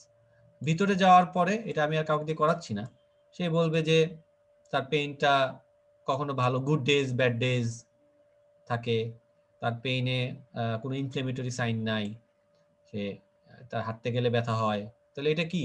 Non inflammatory. তাহলে এটা ডায়াগনোসিস কি মনে হলো? অস্টিওআর্থ্রাইটিস, নি অস্টিওআর্থ্রাইটিস। এটা খুব ক্লিয়ার কাট কেস, এটা অনেকে গিয়ে কনফিউজ হয়ে যায়, শুধু নি অস্টিওআর্থ্রাইটিস দিল, এটা কোনো ডিডিও হয় না, কোনো ভালো ডিডিও নাই। এখানে যেটা খুঁজতে হবে তার এই যে নি আর্থ্রাইটিসের প্রিসিপিটেটিং কজ কি, তার কি, সে কি ওবেস? হ্যাঁ, এটা একটা। তার কি কোনো ট্রমা ছিল? তার হবি কি, তার অকুপেশন কি, এগুলো খুঁজতে হবে। এবং তার ফাংশনাল ইস্যু, তার ফ্যামিলি লাইফ, এগুলো জিজ্ঞেস করতে হবে। এখানে ডায়াগনোসিসটা বেশি ইম্পর্টেন্ট না, এখানে তার কোয়ালিটি অফ লাইফটা ইম্পর্টেন্ট। কাজে এরকম সহজ কেসও দেয়, অস্টিওআর্থ্রাইটিসও দেয়। কাজে এটাও মাথায় রাখবেন, ডে টু ডে লাইফে আমরা যেগুলো পাই। এখানে এক্সামিনেশনের মধ্যে কি করতে হবে? নি এক্সামিনেশন করতে হবে, সাথে যেটা অস্টিওআর্থ্রাইটিস নিতে কি পাওয়া যায় বলেন তো, এক্সামিন করলে একটা স্পেসিফিক ফাইন্ডিংস পাওয়া যায়।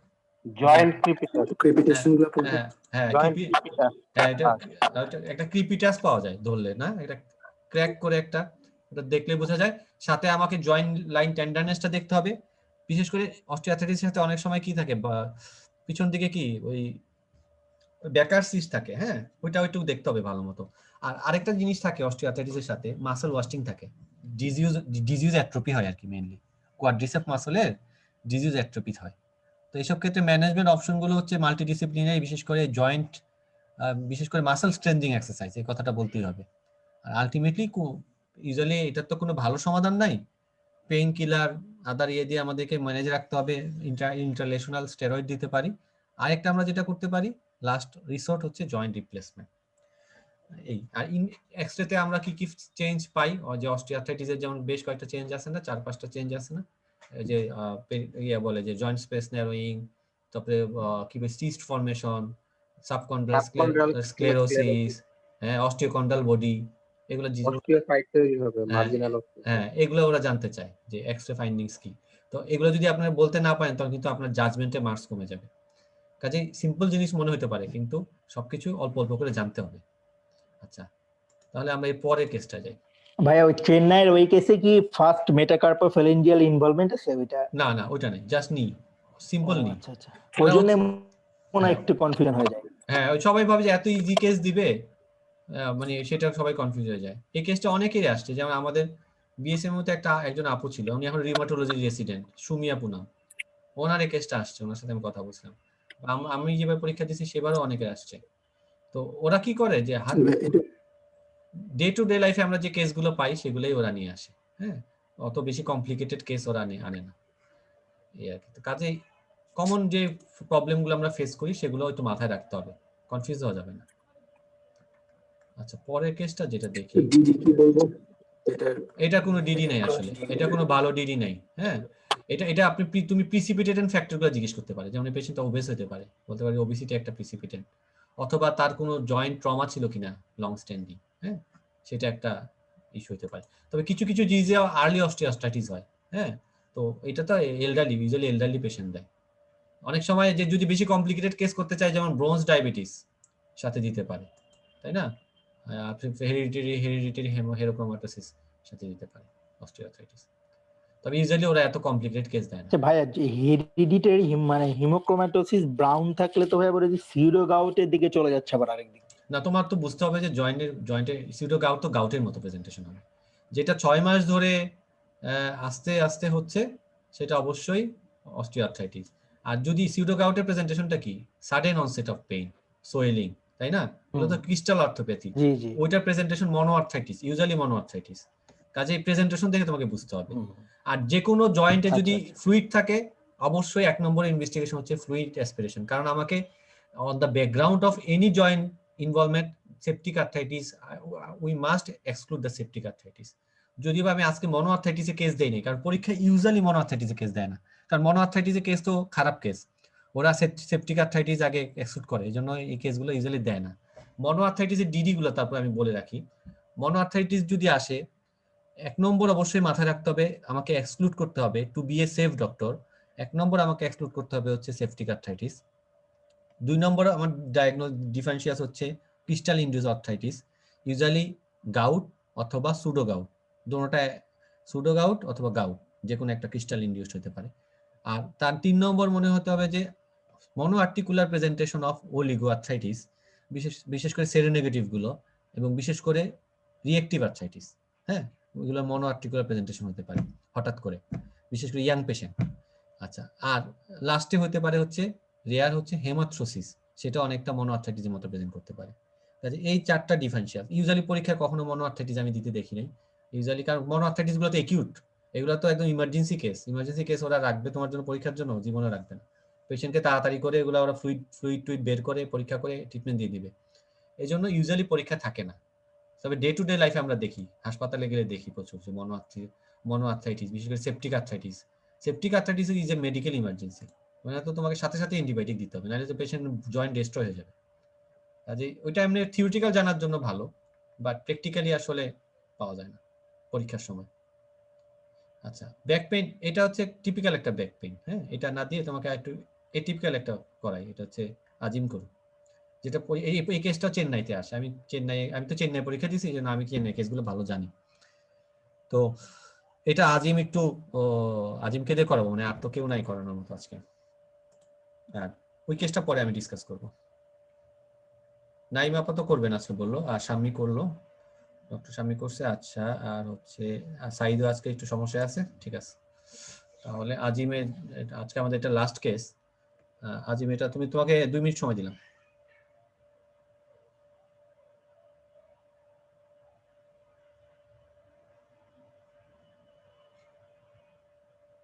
আমি ওই ডিডি গুলো মিস করছি, একটু কি আরেকবার বলবেন? ওই যে মনোআর্থ্রাইটিসের ওই ফোন আসছিল। শিওর অবশ্যই। মনোআর্থ্রাইটিসের ইউজুয়ালি 4টা ডিডি কমন, অনেক ডিডি হতে পারে, ইউজুয়ালি 4টা ডিডি। একটা হচ্ছে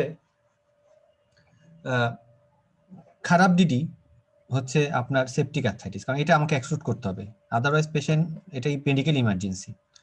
সেপটিক আর্থ্রাইটিসে দেখবেন ম্যানেজমেন্টে একটা সুন্দর একটা চার্ট আছে ডেভিডসনে, তো ওইটা 1 নম্বর মাথায় রাখতে হবে। 2 নম্বর হচ্ছে আপনাকে ক্রিস্টাল ইনডিউসড আর্থ্রাইটিস, এটা কমন, সেপটিক আর্থ্রাইটিস থেকে এটা কমন, বাট সেপটিক আর্থ্রাইটিসটা মাথায় রাখতে হবে অবশ্যই। ক্রিস্টাল ইনডিউসড আর্থ্রাইটিসটা 2 ধরনের, কমন যেটা সেটা হচ্ছে গাউট কিন্তু বিভিন্ন ভাবে আসে পরীক্ষায়। ইভেন গাউটের কেস কিন্তু ইয়ে হিসাবে বানায়, মানে সারোগেট বলতে বোঝা যাচ্ছে মানে অভিনয় করে যে এরকম বসায় দেয়, কারণ কি গাউটের পেইন তো বেশিক্ষণ থাকে না, কিছুক্ষণ পর ভালো হয়ে যায়, ঘন্টায় 1 দিন পর ভালো হয়ে যায়, তো ওরা কেস সাজায় দেয়। তাহলে গাউট কিভাবে বুঝবো? গাউটের পেইনটা একদম হঠাৎ করে হবে, হঠাৎ করে লাল হয়ে গেছে, ব্যথা উঠছে, ফুলে গেছে, বিশেষ করে ফার্স্ট মেটাটার্সোফ্যারিঞ্জিয়াল জয়েন্টে মেইনলি হয়। আচ্ছা, আর গাউটের কিছু প্রিসিপিটেন্ট থাকে, সেগুলো একটু মাথায় রাখতে হবে, যেমন হচ্ছে পেশেন্ট সিকেটি পেশেন্ট হতে পারে, পেশেন্ট পেশেন্ট অ্যালকোহলিক হতে পারে, হ্যাঁ, এরকম কিছু পেশেন্ট, কিছু কিছু ডিজিজ আছে গাউট বেশি হয়, যেমন পলিসাইথেমিয়া। আচ্ছা, যাই হোক, মাইলোপলিফেটিভ ডিসঅর্ডার। তাহলে 1 নম্বর গেল হচ্ছে সেপটিক আর্থ্রাইটিস, 2 নম্বর হচ্ছে ক্রিস্টাল ইনডিউসড আর্থ্রাইটিস, সেটা গাউট হতে পারে, সুডো গাউট ইউজুয়ালি এলডারলিদের হয়, ইউজুয়ালি অ্যাসোসিয়েটেড আদার আগে থেকে অস্টিওআর্থ্রাইটিস থাকে, এদের হয় বেশি। আদার কিছু কন্ডিশন আছে যেসব ক্ষেত্রে আপনার সুডো গাউটটা হয়, যেমন প্রাইমারি হাইপারপ্যারাথাইরয়েডিজম, হেমোক্রোমাটোসিস, এসব ক্ষেত্রে সুডো গাউট হতে পারে। আচ্ছা, আর হচ্ছে 3 নম্বর হচ্ছে আপনার মনোআর্টিকুলার প্রেজেন্টেশন অফ সেরোনেগেটিভ আর্থ্রাইটিস বা অলিগো আর্থ্রাইটিস, যেমন হচ্ছে বিশেষ করে রিয়েক্টিভ আর্থ্রাইটিস, এটাও একটা হতে পারে আপনার প্রেজেন্টেশন, মানে মনোআর্থ্রাইটিসের ডিফারেন্সিয়ালস। আরেকটা হতে পারে যদি বাচ্চা ছেলে হয় এবং জয়েন্ট সোয়েলিং থাকে, ট্রমার হিস্ট্রি থাকে, সেক্ষেত্রে হেমাথ্রোসিস, সেটা হচ্ছে ব্লিডিং ইনটু দ্য জয়েন্ট, সেটা হেমোফিলিয়া পেশেন্টে হতে পারে, হঠাৎ করে অনেক বেশি ট্রমা হলে অনেক সময় ব্লিডিং হয়ে ফুলে যেতে পারে। এই 4টা ইউজুয়ালি পরীক্ষায় দেয় না, কারণ এইসব পেশেন্ট ইমার্জেন্সি পেশেন্ট, তো সাথে সাথে এগুলো ডিল করে ওরা। ঠিক আছে আপা, শুনতে পারছেন? জি পারছি। আচ্ছা, ওকে। এবার হচ্ছে ডক্টর আজিম, রেডি? জি ভাই, এটা কি স্টেশন 5 না 2? 5 এর মতো করে করো, এটা 5 হিসাবে আসছে। তো তুমি হচ্ছে আচ্ছা। তুমি ফাইন্ডিংস গুলো তুমি কি কি এক্সামিন করবে সেটা মুখে মুখে বলবো, আমি এটা করতে চাই, আমি এই এক্সামিন গুলো করতে চাই পেশেন্টের উপরে। আর তুমি হিস্ট্রি নিবা, পেশেন্টকে ফিডব্যাক দিবা, হ্যাঁ, 6 মিনিট 8 মিনিট, ঠিক আছে? জি। ওকে, start. Hello, good evening. I am Dr. Anwar from this pain clinic. Nice to meet you. Nice to meet you. Just to be sure, you are Mr. Nolan, 45 years old. Is that right? Yes. Do you want someone to be with you in this room? No. Okay, can you tell me what's going on with you? Doctor, I am having some, you know that I have been diagnosed as ankylosing spondylitis for last 5 years. I am taking different types of medications for my pain, back pain. I have back pain for several years. Now, for the last few months, I was quite okay. I didn't have such type of back pain I had earlier. But 2 days back, all of a sudden, I feel pain, which is very severe at my back. And it is very painful. And I took some medications like painkillers, but it's not working, doctor. That's why I'm here. Okay, can you please tell me, is there any weakness or any abnormal sensation in your legs? No, doctor. Okay, so I assume there is no anesthetic sensation when you use water during your back passage, or there is no bowel bladder problem? No. Okay. Can you please tell me what drugs you are taking for your back pain for all these years? For all these years, I have taken different drugs. I took different types of NSAIDs like ibuprofen, also sometimes indomethacin. I took methotrexate, and for the last 6 months, I'm not taking actually that much painkillers. I was off the drug. I was only taking some calcium tablets. Have you on steroids before any time? Yes, I took steroids a few years back, but it was not that much high duration, about 2 to 3 months.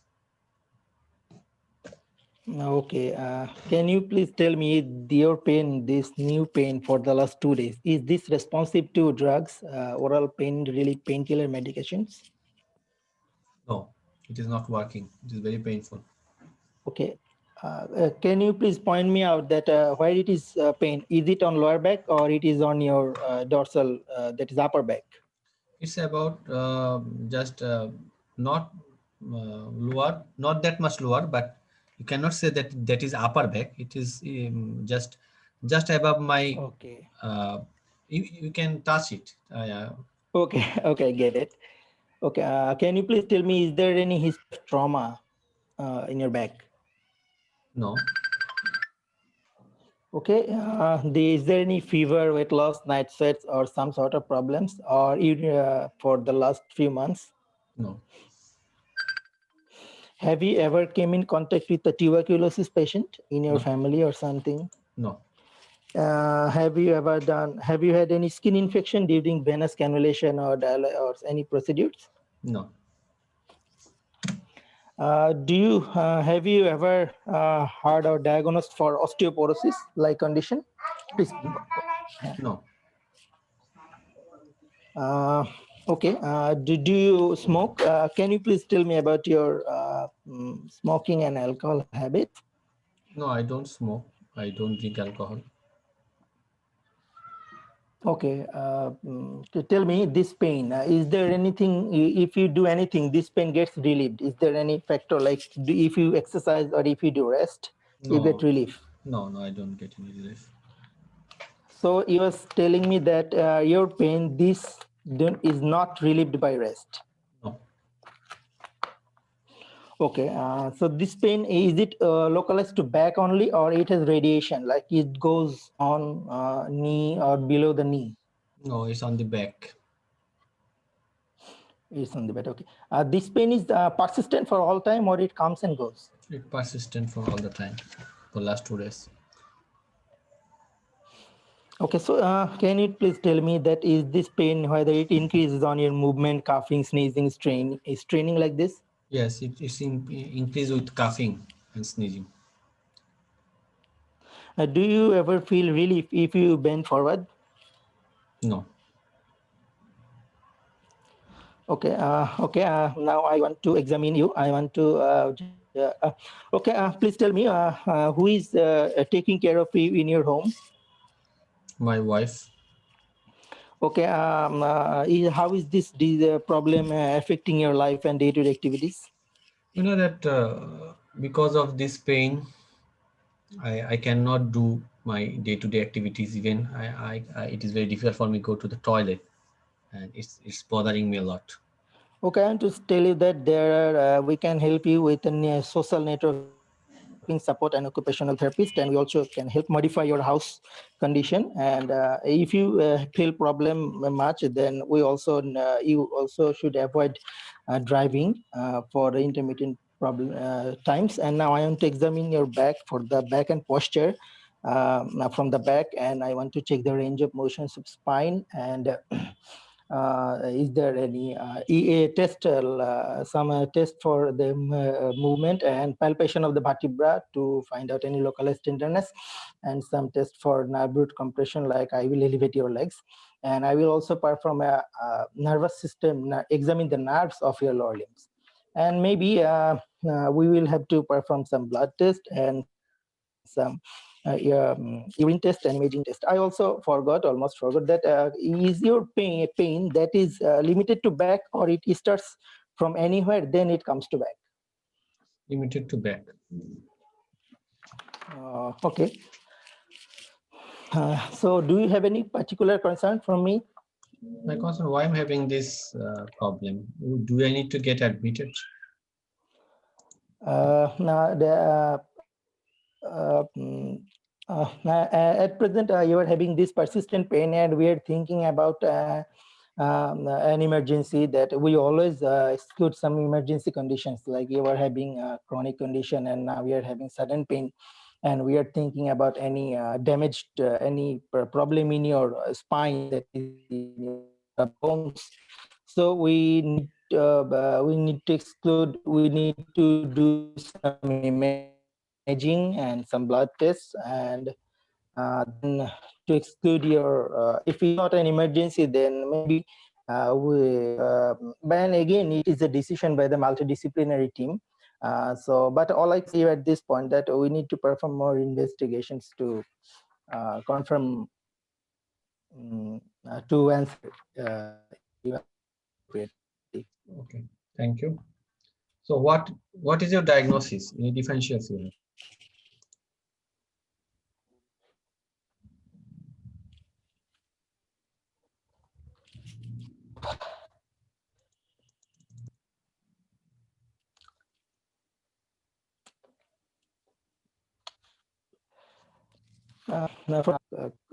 Cord compression due to most probably due to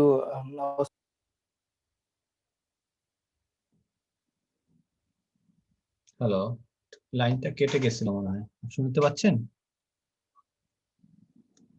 hello doctor আজিম, আপনি কি আছেন? Hello, হ্যাঁ এখন শুনতে পাচ্ছি। হ্যাঁ এখন শুনতে পাচ্ছি, বলুন। most probably this is a case the back pain, the acute back pain, this is most probably due to fracture of the vertebral body, most probably resulting from taking long-term steroids, or there is also a possibility of infective discitis, which may also result from his immune suppressive state due to taking immune suppressive drugs. আচ্ছা ঠিক আছে, ওকে। So what investigation will you do? I want to perform routine some blood investigations like CBC, SRC, protein, and for blood protein electrophoresis, and some alkaline phosphatase, serum calcium level, renal function test. And if HLA-B27 is not performed before, I want to check this one. And in urine, I want to check the urine for 24-hour urine for total protein and urine for protein electrophoresis. I want to perform some imaging like. Do you think that this patient has multiple myeloma?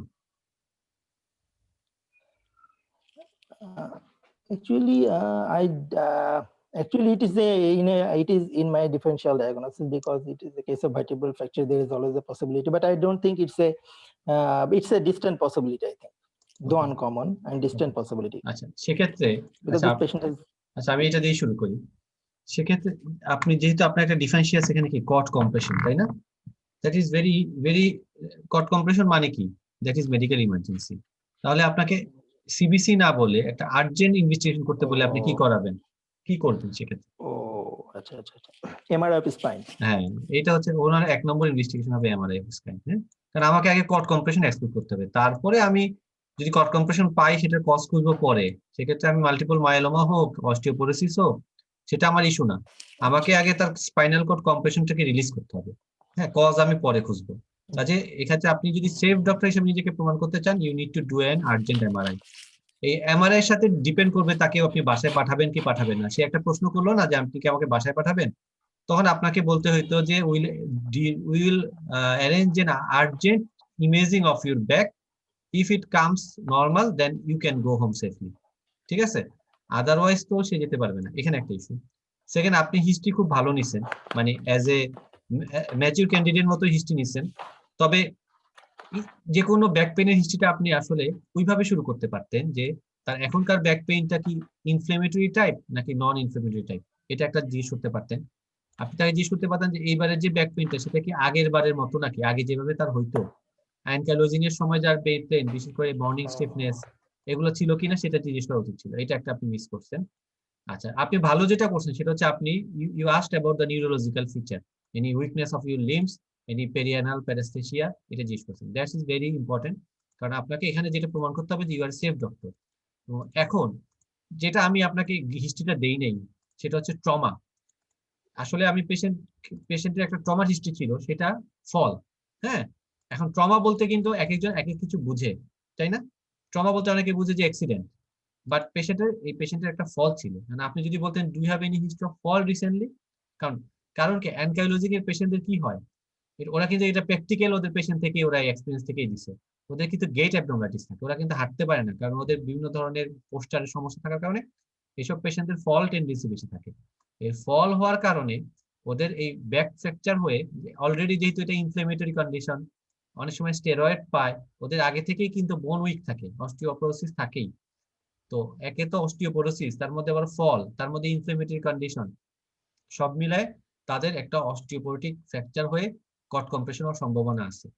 Caught compression সবসময় যে weakness নিয়ে থাকবে তাও না, weakness initially নাও থাকতে পারে। সেক্ষেত্রে আপনি যেটা বলছেন যে lower Lim examination, that is very important. Lower Lim examination তো আমি আর ফুললি করতে পারবো না, সময়ও আমার নাই স্টেশন 5-এ, তাহলে আমি কি করবো সেখানে ওরা এক্সপেক্ট করে আপনি ওর নি জারটা দেখেন আর প্ল্যান্টারটা দেখেন।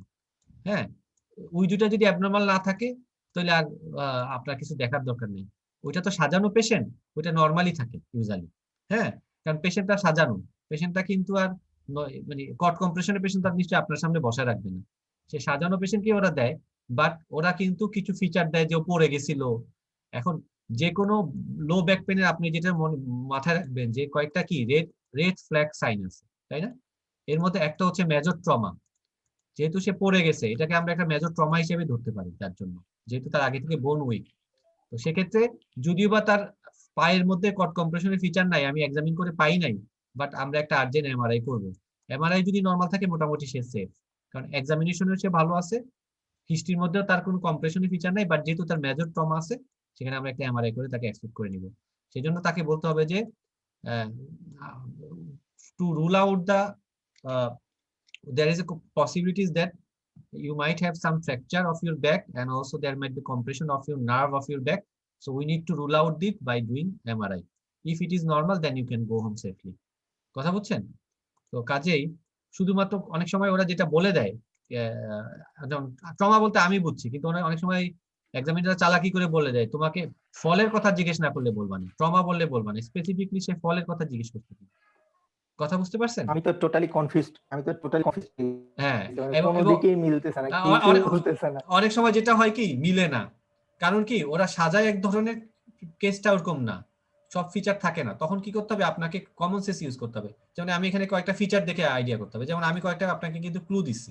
একটা হচ্ছে তার টেন্ডারনেস আছে, এটাও কিন্তু একটা স্পাইন মানে কট কম্প্রেশন একটা ফিচার। হ্যাঁ, আচ্ছা, আরেকটা আমি কিছু কাফিং স্নিজিং এর সাথে ব্যাক পেইনটা বাড়ে, তার মানে ভার্টিবল ফ্র্যাকচারের একটা ফিচার বা কট কম্প্রেশন একটা ফিচার, কিন্তু তার আবার নিউরোলজিক্যাল নাই। হ্যাঁ, এখন আপনি 100% শিওরও না যে আপনি 100% শিওরও না যে এটা নিউরোলজিক্যাল কিনা, বাট আবার আপনি একদম এটাকে এক্সক্লুডও করতে পারতেছেন না।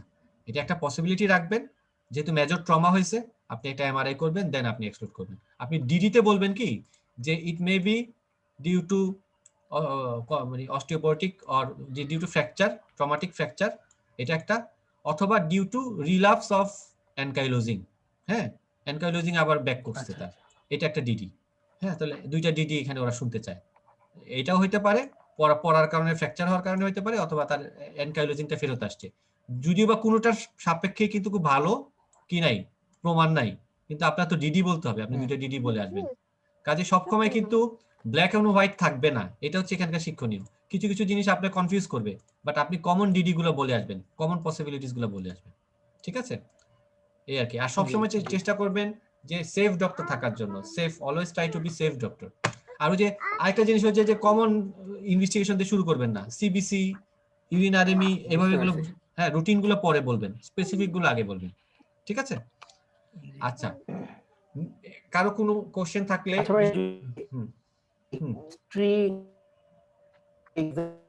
করতে হবে, আপনার কথাটা ভেঙে গেছে।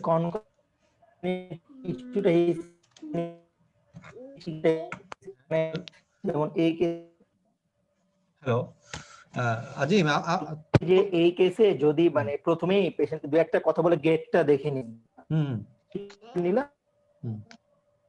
আচ্ছা, এই কেসে এক্সামিনেশনটা বলিনি, তোমার কি এক্সামিনেশন করা হচ্ছে? বলতেছি যে সিকোয়েন্স হিস্ট্রি। জি, আচ্ছা, তোমার কথাটা শেষ করো, তোমার কোশ্চেন। বলতেছি যে উল্টা পাল্টা করে করা যাবে, মানে হিস্ট্রি নিচ্ছে, এক্সামিনও করছি, মানে দ্রুত। No problem. তুমি ধরো ইনিশিয়ালি কয়েকটা কথা বলে নেওয়া ভালো, হুটহাট করে কারো গিয়ে এক্সামিন করা তো ঠিক না। তুমি এখানে তোমাকে আমি কয়েকটা জিনিস বলি। স্টেশন 5 একটু ট্রিকি হতে হবে। যেমন আমরা স্টেশন 2 তে যেমন বলি আপনার থেকে আমি কিছু হিস্ট্রি নিব, আপনার বয়স কত, আমি লিখে রাখবো, এসব কথা এখানে বলার সুযোগ নাই। এখানে আমাকে স্পেসিফিক কথা বলতে হবে, যে খুব গিয়েই একটা কথা মুখস্থ রাখবা, গিয়েই বলবা আই এম ডক্টর অমুক, I am here to talk to you and examine you, is that okay for you, that's it. তারপরে তুমি একটা ওপেন এন্ডেড কোশ্চেন করবা, may I know what brings you today, অথবা বলতে পারো I came to know that you have some joint pain, would you mean please tell me more about your joint pain, এটা বলে ওকে কিছু বলতে দিবা। কারণ কি এখানে ওরা যেটা করে সারোগেটকে কিছু কথা মুখস্থ করায় রাখে, ওই লোক কি করে এই মুখস্থ কথাটা ছাড়ার জন্য সে রেডি হয়ে থাকে, কারণ তার তো এই কথাটা রেখে দেওয়া মানে সে ভুলে গেলে বিপদ।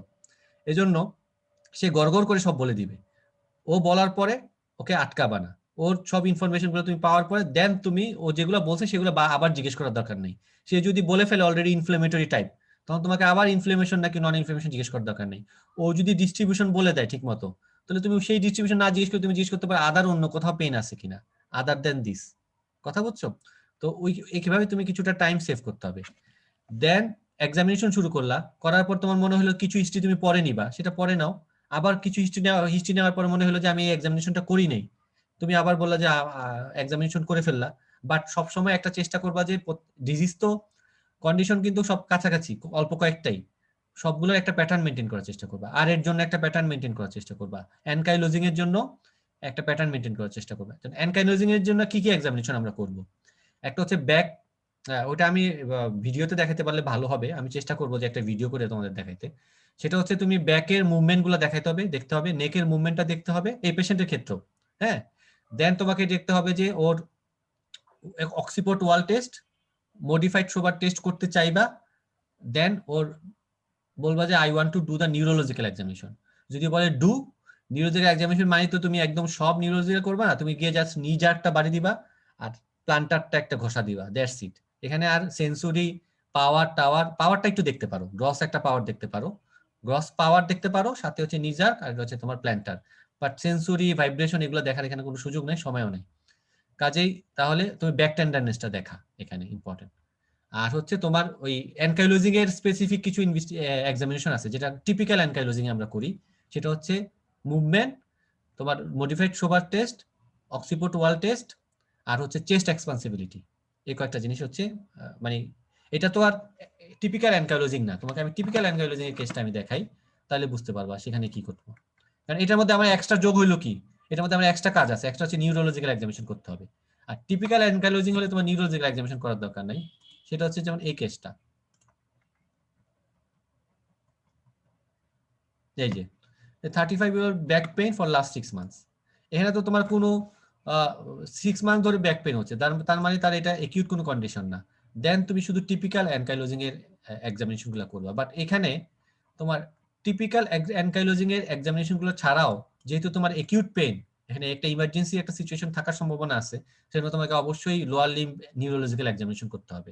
তোমাকে স্যাটেল অ্যানেস্থেসিয়া দেখতে চাইতে হবে, করা লাগবে না, বলবো যে আমি প্রাইভেট পার্টে স্যাটেল অ্যানেস্থেসিয়া দেখতে চাই, তখন ওরা এটা ও তো হচ্ছে যে মানে প্রিভিয়াসলি ডায়াগনোসড অ্যানকাইলোজিং স্পন্ডাইলাইটিস, তাহলে এখন কি আমাদের সোবার্স বা এগুলোর কোনো মানে প্রয়োজনীয়তা আছে? সমস্যা হচ্ছে যে প্রয়োজনীয়তা নাই, কিন্তু ওরা এক্সপেক্ট করে তুমি এগুলো করবা, তার মানে আর কোনো টেস্ট করার নাই তো, বুঝো নাই?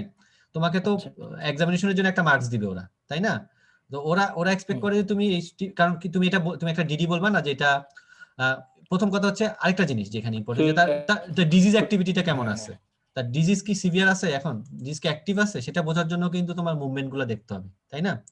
কাজেই ওই জিনিসগুলো টিপিক্যালি করতে হবে, সাথে তোমার নিউরোলজি করতে হবে, ঠিক আছে?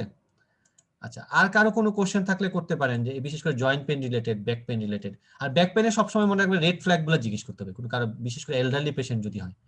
আর এলডারলি পেশেন্ট যদি কোনো এরকম একটা ব্যাক পেন নিয়ে আসে, অবশ্যই যে ও যে হিস্ট্রিগুলো নিয়ে, বিশেষ করে অস্টিওআর্থ্রাইটিস, মাল্টিপল মায়োলোমা, তারপর হচ্ছে আদার মেলিগনেন্সি, বিশেষ করে পালমোনারি মেলিগনেন্সি, যেসব মেলিগনেন্সি মেটাস্টেসিস হয়, জিআই মেলিগনেন্সি, যেগুলো বিশেষ করে পোস্টেটিক মেলিগনেন্সি, এগুলো রিলেটেড কয়েকটা কোশ্চেন করতে হবে। এলডারলি পেশেন্ট হঠাৎ করে ব্যাক পেন নিয়ে আসছে। হ্যালো ভাইয়া। হ্যাঁ হ্যাঁ আপু বলেন। হ্যালো, এখানে কি ওই যে এসএলআর কি করতে হবে? এসএলআর না, এসএলআর লাগবে। হ্যাঁ না, এসএলআর লাগবে, এসএলআর লাগবে। আচ্ছা আচ্ছা, এসএলআর লাগবে না। এখানে মেইন ইস্যু হচ্ছে আমার কট কম্প্রেশন নিয়ে করা। এসএলআর হচ্ছে এসএলআর কিসের জন্য করে? এসএলআর করে হচ্ছে রুট কম্প্রেশনের জন্য। হ্যাঁ, সেরকম যদি রুটের যদি পেইন থাকে, রুট পেইন যদি থাকতো, যে তার এরকম একটা পেইন যেটা নিতে চলে যায়, হ্যাঁ, তখন আপনি এসএলআর করা দরকার ছিল। এখানে এসএলআর ম্যান্ডেটরি, এসএলআর ম্যান্ডেটরি না, ঠিক আছে? ওকে, তাহলে আমি যারা সবাই পড়ছেন আশা করি। তারপরে আবার জয়েন্ট পেইন, কারণ রিউমাটোলজি থেকে একটা কেস পাওয়ার সম্ভাবনা আছে স্টেশন 5-এ, এবং এগুলো কিন্তু প্যাটার্ন মুখস্থ করতে হবে আপনাকে একদম। এগুলো মুখস্থ না থাকলে পরীক্ষার সময় এগুলো প্রডিউস করতে পারবেন না, কাজে সাজাই ফেলবেন। হ্যাঁ, আমি চেষ্টা করবো আমি রিউমাটোলজির উপরে একটা লেকচার নিতে, আপনাদের প্রেজেন্টেশন গুলো। তো এগুলো একটু বানাতে সময় সাপেক্ষ লাগে, তো এই জন্য একটু সময় লাগে। তো ওইটা আমি করার চেষ্টা করবো, বাট নিজেদের একটা প্যাটার্ন তৈরি করবেন। আর নেক্সট দিন আমাদের পড়া থাকবে হচ্ছে রিউমাটোলজির আরেকটা পার্ট, যে ওই পাশ থেকেও প্রশ্ন আসে, সেটা হচ্ছে connective tissue disease. SLE and SLE complication, এটা দেখবেন। তারপর হচ্ছে systemic sclerosis and it's complication, এটা দেখবেন। আদার কানেকটিভ টিস্যু ডিসঅর্ডার, এর মধ্যে মারফান টারফান এগুলো একটু দেখে রাখবেন একই সাথে। তো এই জিনিসগুলো বিশেষ করে এসএলই সিস্টেমিক স্ক্লেরোসিস পরীক্ষায় আসে, এসএলইও আসে অনেক সময়। এই দুইটা টপিক ভালো মতো পড়েন, আর যাদের এইসব বিষয় এটাতে গ্যাপ আছে সেটাই তারা একটু পড়েন। আরেকটা টপিক পড়ে রাখবেন, সেটা হয়তো আমি এই আগামী ক্লাসে নিব অথবা নিব না, সেটা হচ্ছে approach to patient with fatigue. হ্যাঁ, এটা কিন্তু খুব কমনলি আসে ফ্যাটিক। তো ফ্যাটিকের অ্যাপ্রোচটা না জানলে, কারণ ফ্যাটিকের ডিডি হচ্ছে ভেগ, অনেক ডিডি। ফ্যাটিক যে কোনো কারণে ফ্যাটিক হতে পারে পেশেন্ট। একটা থেকে একটা খুব দ্রুত কিভাবে ডায়াগনোসিস করা যায়, ফ্যাটিকের ডায়াগনোসিস, কমন ডায়াগনোসিস গুলোতে পৌঁছানো যায়, সেটা আমি পারলে নেক্সট উইকে ক্লাসে বলবো অথবা এর পরের সপ্তাহে। যাই হোক, আজকে অনেক রাত হয়ে গেছে, কারো কোনো কোশ্চেন না থাকলে আমরা আজকের মতো শেষ করব। একটু ওই যে এসএলই আর হচ্ছে যে সিস্টেমিক স্ক্লেরোসিস, এটা মানে কোন স্টেশনে আসতে পারে বা কি প্যাটার্নে আসে? এসএলই ইউজুয়ালি আসে হচ্ছে স্টেশন 5 এ এবং 2 তে এসএলই আসতে আমি দেখছি। হ্যাঁ, আমারই এক পার্টনারের আসছিল স্টেশন 2 তে এসএলইর সাথে। যেমন এখন আগে যেটা আসতো মানে প্রথম দিকে পরীক্ষাগুলো যে যখন একদম নতুন সিস্টেমের 2009 সালে কিন্তু নতুন সিস্টেমে শুরু হয়েছে। এই যে আমাদের এই স্টেশন 5 গুলা আব্দুল্লাহ স্যাররা যখন পরীক্ষা দিয়েছে তখন কিন্তু লং কেস ছিল, আবার ওরা ওই সিস্টেমে ফেরত যাওয়ার চেষ্টা করতেছে। তো এই যে ছোট সিস্টেমের যে পরীক্ষাগুলো 2009 সাল থেকে এগুলো শুরু হয়েছে, তো সেখানে প্রথম দিকে যেগুলো দিত কমন কেসগুলো এসএলই ডায়াগনোসিস করতে দিত। এখন ওরা যেটা করে স্টেশন 5 এ এসএলই পেশেন্ট বসাই দিয়ে এসএলই বিভিন্ন কমপ্লিকেশন দেয়। সাপোজ একটা এসএলই পেশেন্টকে বসাই দিয়ে বলে এই পেশেন্টটা এসএলই পেশেন্ট, হঠাৎ করে সে চেস্ট পেন নিয়ে আসছে, কি কারণ হতে পারে, এরকম একটা এসএলই পেশেন্ট হঠাৎ করে ফিভার নিয়ে আসছে, কি হতে পারে, এরকম দেয় এসএলই উইথ কমপ্লিকেশন। এটা এভাবে দেয়। স্টেশন 5 এও আসতে পারে এসএলই, আবার স্টেশন 2 তে এরকম এসএলই পেশেন্টের একটা কেস দেয় যে সিমেট্রিক্যাল জয়েন্ট পেইন সাথে হচ্ছে এসএলই উইথ অ্যান্টিফসফোলিপিড সিনড্রোম, এরকম একটা কেস দেয় বিশেষ করে স্টেশন 2 তে। এসএলই দুইটা স্টেশনে আসতে পারে। বাট সিস্টেমিক স্ক্লেরোসিস তো যেহেতু একদম টিপিক্যাল ফিচার থাকে, ফেসিস থাকে, সেজন্য সিস্টেমিক স্ক্লেরোসিসটা স্টেশন 2 তে ইউজুয়ালি দেয় না, এটা স্টেশন 5 এই দেয়। সিস্টেমিক স্ক্লেরোসিসটা যদি পেশেন্ট পায় 5 এ দেয়। সিস্টেমিক স্ক্লেরোসিস বিভিন্ন ভাবে দেয়, একটা হচ্ছে টিপিক্যাল সিস্টেমিক স্ক্লেরোসিস ডায়াগনোসিস করতে দিতে পারে, সেকেন্ড হচ্ছে সিস্টেমিক স্ক্লেরোসিসের সাথে কমপ্লিকেশন আইএলডি দিতে পারে, অথবা অনেক সময় একটু এক্সামিনার যদি একটু চালাক হয় ডিসফেজিয়া নিয়ে প্রেজেন্টেশন দিতে পারে। আর বাইরে লেখা আছে ডিসফেজিয়া, ভিতরে গিয়ে দেখলে যে আরে এটা তো দেখতে সিস্টেমিক স্ক্লেরোসিসের মতো পেশেন্ট। বোঝা গেছে? তো যে কোনো সিস্টেমিক এই কানেকটিভ টিস্যু ডিজিজ গুলো কমপ্লিকেশন গুলো, ড্রাগ কমপ্লিকেশন গুলো এটা স্টেশন 5 এ বেশি দেয়, বাট এসএলই কিন্তু স্টেশন 2 তেও দিতে পারে। হ্যাঁ, আর আরএ সোরিয়াটিক এগুলো মেইনলি হচ্ছে স্টেশন 5 এ দেয়, বাট একটা কেস কমনলি আসে সেটা হচ্ছে সেরোনেগেটিভ, সেটা কিন্তু স্টেশন 2 তেও দিছে। সেরোনেগেটিভের একটা পেশেন্ট, ইয়াং পেশেন্ট সাথে মাল্টিপল অলিগোআর্থ্রাইটিস, এরকম একটা পেশেন্ট। আবার আরেকটা কেস ছিল ইয়াং পেশেন্ট স্টেশন 2 তে, young patient with back pain. এখন রিউমাটোলজি কেস ইন পেসেস, হ্যাঁ, এটা নিয়ে বড় ক্লাস নেবে হচ্ছে আমাদের ফাতেমা আপা। আমি ফাতেমা আপাকে বলে দিছি, উনি অলরেডি কাজ শুরু করছে।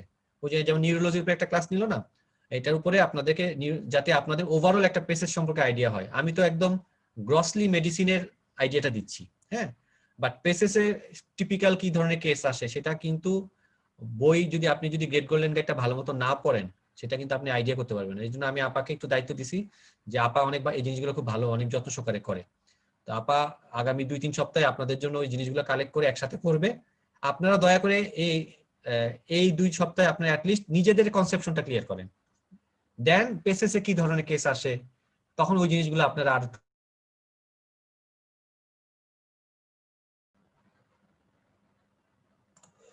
হ্যালো, সরি আমার লাইনটা কেটে গেছিল মনে হয়। আপনারা আছেন এখনো?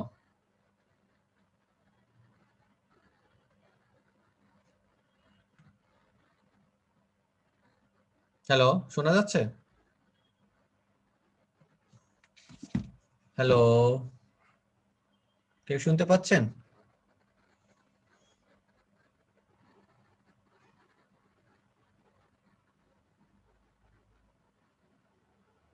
হ্যালো, জি শোনা যায় ভাই। আচ্ছা, সরি লাইনটা কেটে গেছিল। তো যেটা বলছিলাম যে আপনারা নিজেরা 2 সপ্তাহ যে নিজেদের কনসেপশনটা ক্লিয়ার করেন, আর পেসেসে কি ধরনের কেস আসে এটা নিয়ে আমাদের একটা এক্সট্রা ক্লাস হবে। সেটা হচ্ছে এই মাসের লাস্ট উইকে, এটা ফাতেমা আপা নিবে। ওই ক্লাসে আপনারা ভালো একটা আইডিয়া পাবেন যে কি ধরনের কেস আসে ইউজুয়ালি, ইউকে তে কি ধরনের কেস আসে। বাট আপনাদের নিজেদের একটা কনসেপশন ক্লিয়ার রাখতে হবে। সবসময় যে একদম একই ধরনের কেস আসবে তা না, সবসময় মনে রাখবেন ওরা কমন কেসগুলো দিবে, ওরা যেটা চেম্বারে যেসব স্যাররা যেসব চেম্বারে যেসব কেস পায় সেগুলোই আপনাদের পরীক্ষার সময় দিবে। কাজে আপনি যদি এসিমেট্রিক্যাল অলিগোআর্থ্রাইটিস ডিডি না জানেন তাহলে আপনি কিন্তু এখানে ভালো করতে পারবেন না। আপনি যদি পলিআর্থ্রাইটিস সিমেট্রিক্যাল পলিআর্থ্রাইটিস ডিডি গুলো না জানেন তাহলে কিন্তু আপনার কনসেপশনটা ক্লিয়ার হবে না। আগে কনসেপশন ক্লিয়ার করেন, দেন আপনি পেসেসে কি ধরনের কেস আসে সেটা নিয়ে গবেষণা করেন। হ্যাঁ, ওইটা হচ্ছে ইম্পর্টেন্ট। তো সবাই একটা ডিডি খাতা বানাবেন, ডিফারেনশিয়ালস খাতা বানাবেন, ওই ডিডি খাতার মধ্যে লিখে ফেলবেন যে এইভাবে মানে একিউট মনোআর্থ্রাইটিস হলে এটা আমার ডিফারেনশিয়ালস, পলিআর্থ্রাইটিস হলে এটা আমার ডিফারেনশিয়ালস, অলিগোআর্থ্রাইটিস হলে এটা আমার ডিফারেনশিয়ালস। এসিলি উইথ চেস্ট। আচ্ছা সরি, মনে হয় লাইন সমস্যা করতেছে, আজকের মতো আমরা রাখি। হ্যাঁ, থ্যাংক ইউ। পরবর্তীতে কারো কোনো সমস্যা হলে আমার সাথে কথা বলেন। তো আজকের মতো আমরা শেষ করি, কি বলেন? কারো কোনো কোশ্চেন থাকলে, যেহেতু লাইনটা কেটে যাচ্ছে বারবার। কারো কি কোনো কোশ্চেন আছে? ভাই সামনের সপ্তাহে কি স্টেশন 4 হবে? সামনের সপ্তাহে স্টেশন 4 হবে। হ্যাঁ, সামনের সপ্তাহে স্টেশন 4 হবে। আচ্ছা ভাই। আর এর সাথে হচ্ছে আমাদের ওই রিমাটোলজি চলবে। হ্যাঁ, এর পরের সপ্তাহে শুধু রিমাটোলজি ক্লাস হবে। ঠিক আছে? আচ্ছা আচ্ছা, থ্যাংক ইউ ভাই। ওকে ওকে, থ্যাংক ইউ।